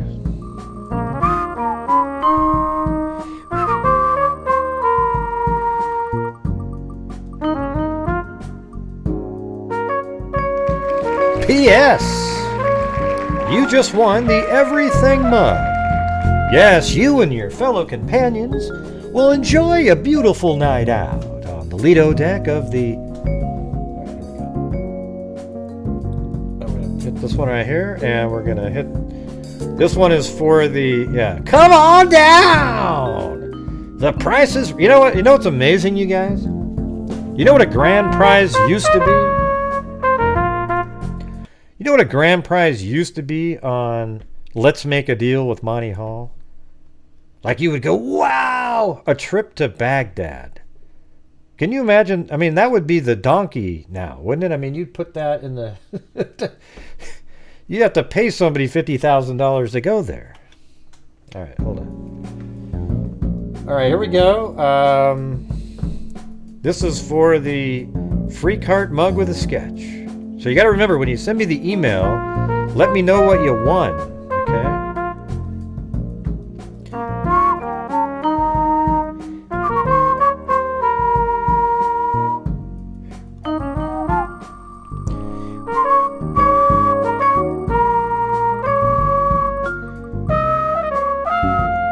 at that, it's Tosh. Yeah, the free cart mug with a sketch.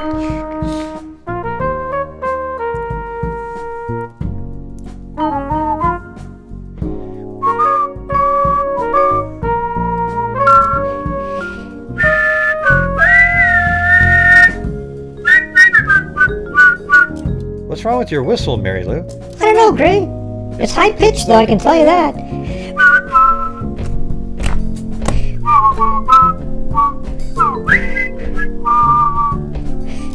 That's terrible, Mary Lou. Yeah, absolutely god awful.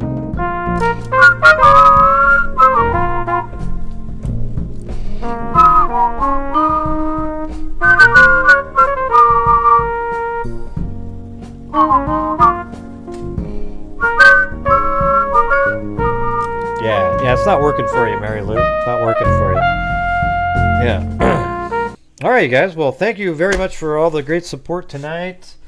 End of the month, we're going to be giving. I'm already going to already make the statement. We'll be giving $4,000 back to the Identifiers International Fund, and probably we've already done 500 this month. I'm sure we'll, try to do another 2.5. I don't know if we can hit 60,000 for the year, but maybe it's good not to hit that, so that next year isn't a catastrophe if we don't get anywhere near that. But I don't know. I can't imagine.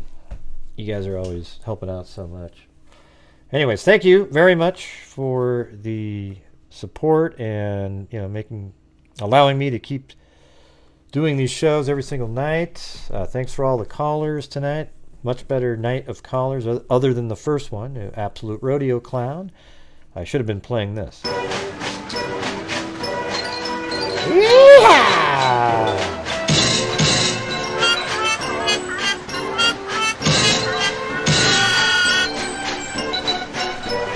Yeah, anyways. That's right. Hey, let me ask you something. Do you live in a mobile home or a house? Huh? It's a house! Yeah, there you go. Boom. All right, so. Yes. Zozo thinks it's funny, too. She's always liked it. She says behind the scenes that she likes it, but she just, tries to be contradictory to a lot of people. So anyways, thank you guys very much. We'll see you tomorrow. And as I always say, everybody, until next time, be safe out there. And a 2 and a 3 and a 4 and a 5 and a 6 and a 7 and an 8 and a 9 and a 10 and an 11 and a 12 and a 13 and a 14 and a 15 and Gosh, Gray, what was up with all the counting there? For quite a while. A lot of counting. That was really a lot of counting there. I have not seen one person that is a crime dissector, plug rejector. I'm a certified human lie detector. Uh-oh, it's spinning again, it's spinning again. Gonna stretch ya if you try and play me like an old projector. Crime sector is my nectar. Professor Gray is gonna give another lecture. Crime collector, freak connector, and I'm always gonna be a puppet protector, fool deflector, interceptor, and I'm meaner than a spectre with a vector on his pector. With all respect, y'all, just remember I've a temper fucking checked ya. I have no agenda. I'm a pretender, and I'll serve it to you straight without the blender. And in the end, I'm gonna send ya on a mission to reveal the true offender. Yeah, so I'll just get right back to work. All right, everybody? It's a house!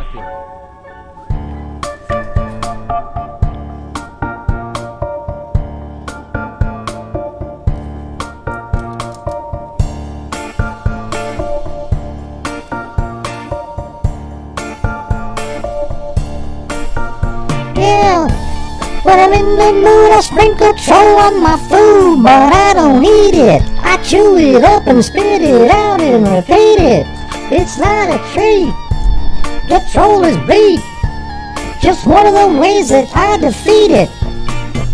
Staying in my groove when there's a troll on the move. Just takes a second to remove, cause every time you can creep, you're gonna lose. Nice try, lizard eye. I see you creeping on the sly. Why you think it's a fly?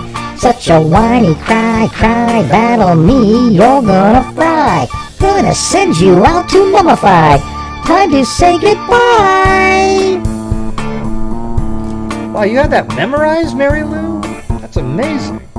Yeah, thanks, Greg. I appreciate it.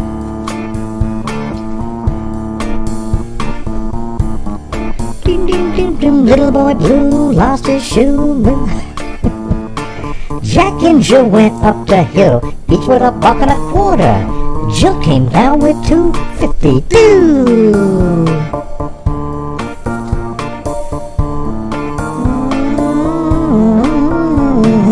You were going around about me and the crew, about something we did or supposed to do. You might not have heard it all, maybe you have, but when I first heard it, all of it was flat. Used to get angry and all uptight, but you can say what you want to spell my name right. All I'm ever guilty of is rocking a house. That's what the rumor was all about. Get me at the den, tell all your friends, and if you don't wait till you see me again, this way I can hear from the horses right and there we can straighten it out. You got a big mouth, big mouth. Ding ding ding ding ding ding ding ding ding ding ding ding ding ding ding ding. M-A-S-T-R, a G with a double E. I said I go by the unforgettable name of the man they call the Master G. Well, my name is known all over the world by all the foxy ladies and the pretty girls. I'm going down in history as the baddest brother there ever could be. Now I'm feeling the highs and I'm feeling the lows. The beat starts getting into your toes. You stop popping your fingers and stamping your feet and moving your body, and you're sitting there and I said, damn. You start doing the freak. I said, damn. I ride it out of your seat. Then you throw your hands high in the air. You're rocking to the beat without a care. Be rocking to the beat without a care. With the show aside MCs for the affair. Now I'm tall as the rest of the game, but I gotta rap to the beat just the same. I got a little face and a pair of brown eyes. I'm a credit to the ladies is hypnotized. Singing on and on and on and on. Beat don't stop until the break of dawn. I said on and on and on and on like a hot diddy poppy poppy pop diddy diddy poppy pop pop. You don't dare stop it. Come alive, yo. Give me what you got, cause I'm guaranteed to make you stop. Said 1, 2, 3, 4. Tell me more, the mic. What are you waiting for? Boom! Hey, not too bad, Mary Lou. Not too bad, Mary Lou. Thanks, Gray. Gee. Oh my God. Really? Unbelievable.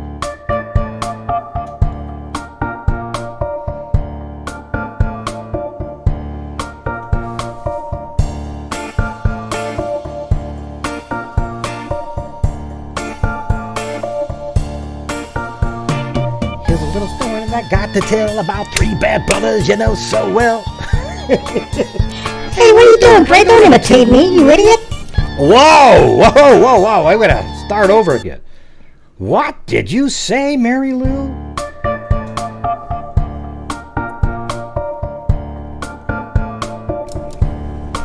Gosh, Gray, we're just goofing around. Gee.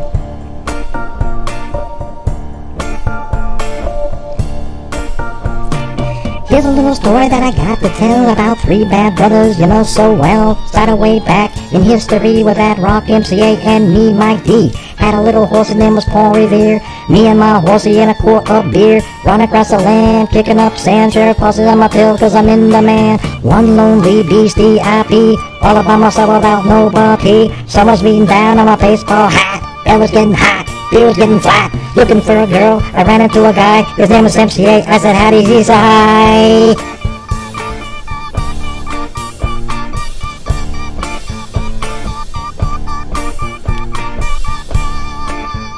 Yeah. He told a little story that sounded well rehearsed. 40's on the run and that he's dying of thirst. The brew was in my hand and he was on my tip. Your rose, right? He asked me for a sip. He's like, can I get some? I said, you get done. Had a chance to run, pull a shotgun. Quick on the draw, thought I'd be dead. Put the gun to my head and this is what I said. The name is MCA, I got a license to kill. Hope you know what time it is, it's time to get ill. Now what do we have here? An outlaw on his beer. I run a slam, you understand, make myself clear. Step into the wind, he had a gun, he had a grin. You think the story's over, but it's ready to begin.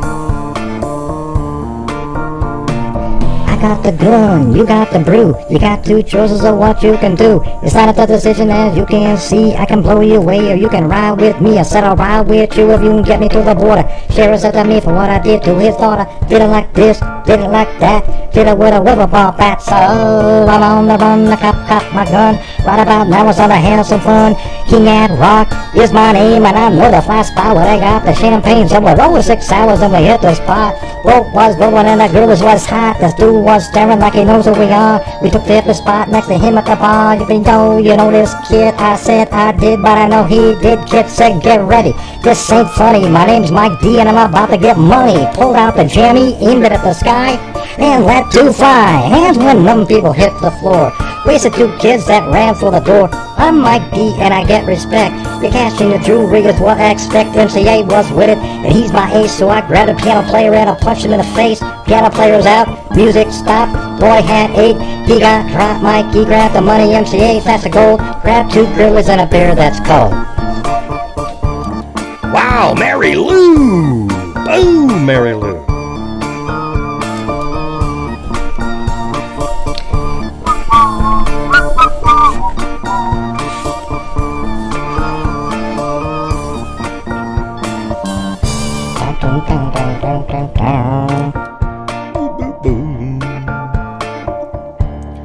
Got any more in you? You gonna do a Ice Ice Baby for us, Mary Lou?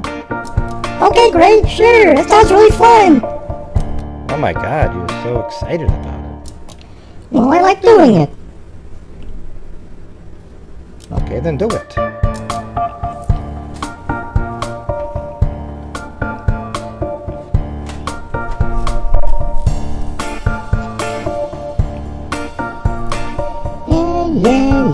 Yeah.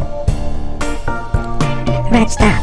Collaborate and listen. Master back with his brand new invention. Something grabs a hold of me tightly. Flows like a harpoon daily and nightly. Will it ever stop? Yo, I don't know. Turn off the lights and I'll glow to the extreme. I rock the mic like a vandal. Light up the stage and rock the chump like a candle. Dance. Rip the speakers at boom. Killing your brain like a poisonous mushroom. Deadly.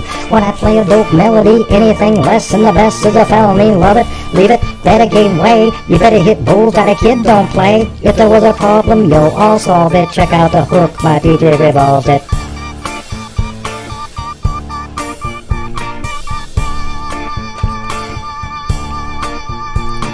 Now that the party is jumping, with the bass kicked in and the Vegas are pumping, quick to the point, no faking, cooking MCs like a pound of bacon, burning them, ain't quick and nimble, go crazy when I hear the cymbal with a hi-hat, with a souped up tempo, I'm on a roll, time to go solo, rolling, with my 5.0 with a rack top down so my hair can blow, the girl is on standby, waiting just to say hi, did you stop? No, just drove on, kept on, pursuing to the next stop, about the left, I'm headed to the next block. The block was dead, y'all, so I continued to A1A. Detroit Avenue! Girls were hot, wearing less than bikinis. Rock man lovers, driving Lamborghinis. Jealous, cause I'm out getting mine. Shade was a gauge and vanilla was a 9. Gunshots ranged out like a bell. I grabbed a 9 out of her with shells falling on the concrete real fast. Jumped in my car, slammed on the gas. Bumper to bumper, avenues packed. Trying to get away from the jackers. Jack, 3 on the scene, you know what I mean? They passed me up in front of all the dope things. If there was a problem, yo, I'll solve it. Check out the hook, my DJ revolves it. All right, Mary Lou! Hey, thanks, Greg. Gee! Wow.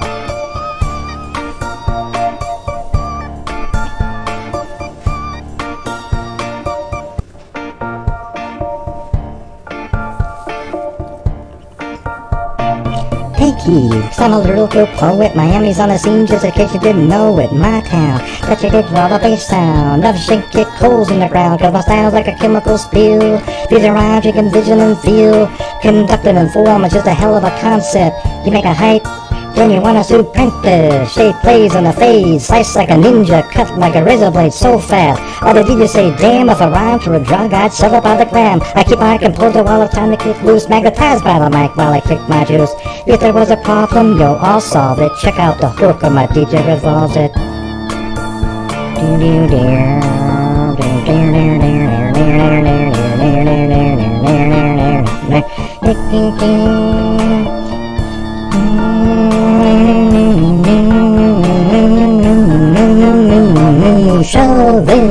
off in an ocean liner.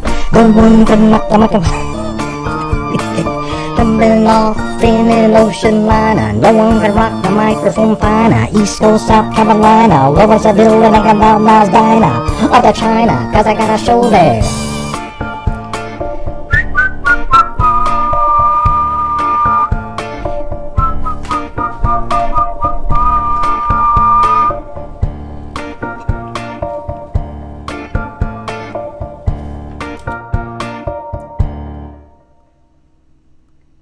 Well, hey, Mary Lou, thank you. That was fun. That was nice of you. Hey, thanks, Gray, for letting me get through all those songs. I really appreciate it. I thought that goes a long way to ensure... Well, yeah, just say thanks or something. We don't need the extra stuff, okay? Goodbye, everybody. Jay. What a crazy person. Absolutely nuts. Absolutely nuts. You gotta admit.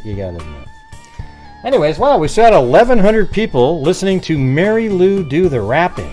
And by the way, if you could hit that like button and the subscribe button, that would be absolutely fantastic. That is, unless you've already hit it before, because then it would reverse it. I mean, that would suck. Yeah, great. I mean, that was a little bit of over-explanation there, wasn't it? Yeah, you're right. They probably knew if they'd already clicked it before. Alright, guys, we'll see you guys later. And as I always say, everybody, until next time, be safe out there.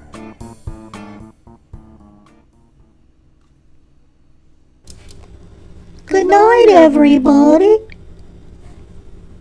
Jay. Wow, you were doing so well, Mary Lou. You seem to really be enjoying the show, and then you did this sort of downer, like there was something bad happening with the G. Gosh, Gray, I was just kidding. Of course, Mary Lou, of course. All right, we'll see you guys tomorrow, and be safe out there. Be safe out there. You know, you do that every single time you get upset. Well, because you make me mad, Gray, and I'm going to say what I want. Well, that's what you sound like a lot of the people that call in sometimes, all right? Okay, see you later. Be safe. Bye.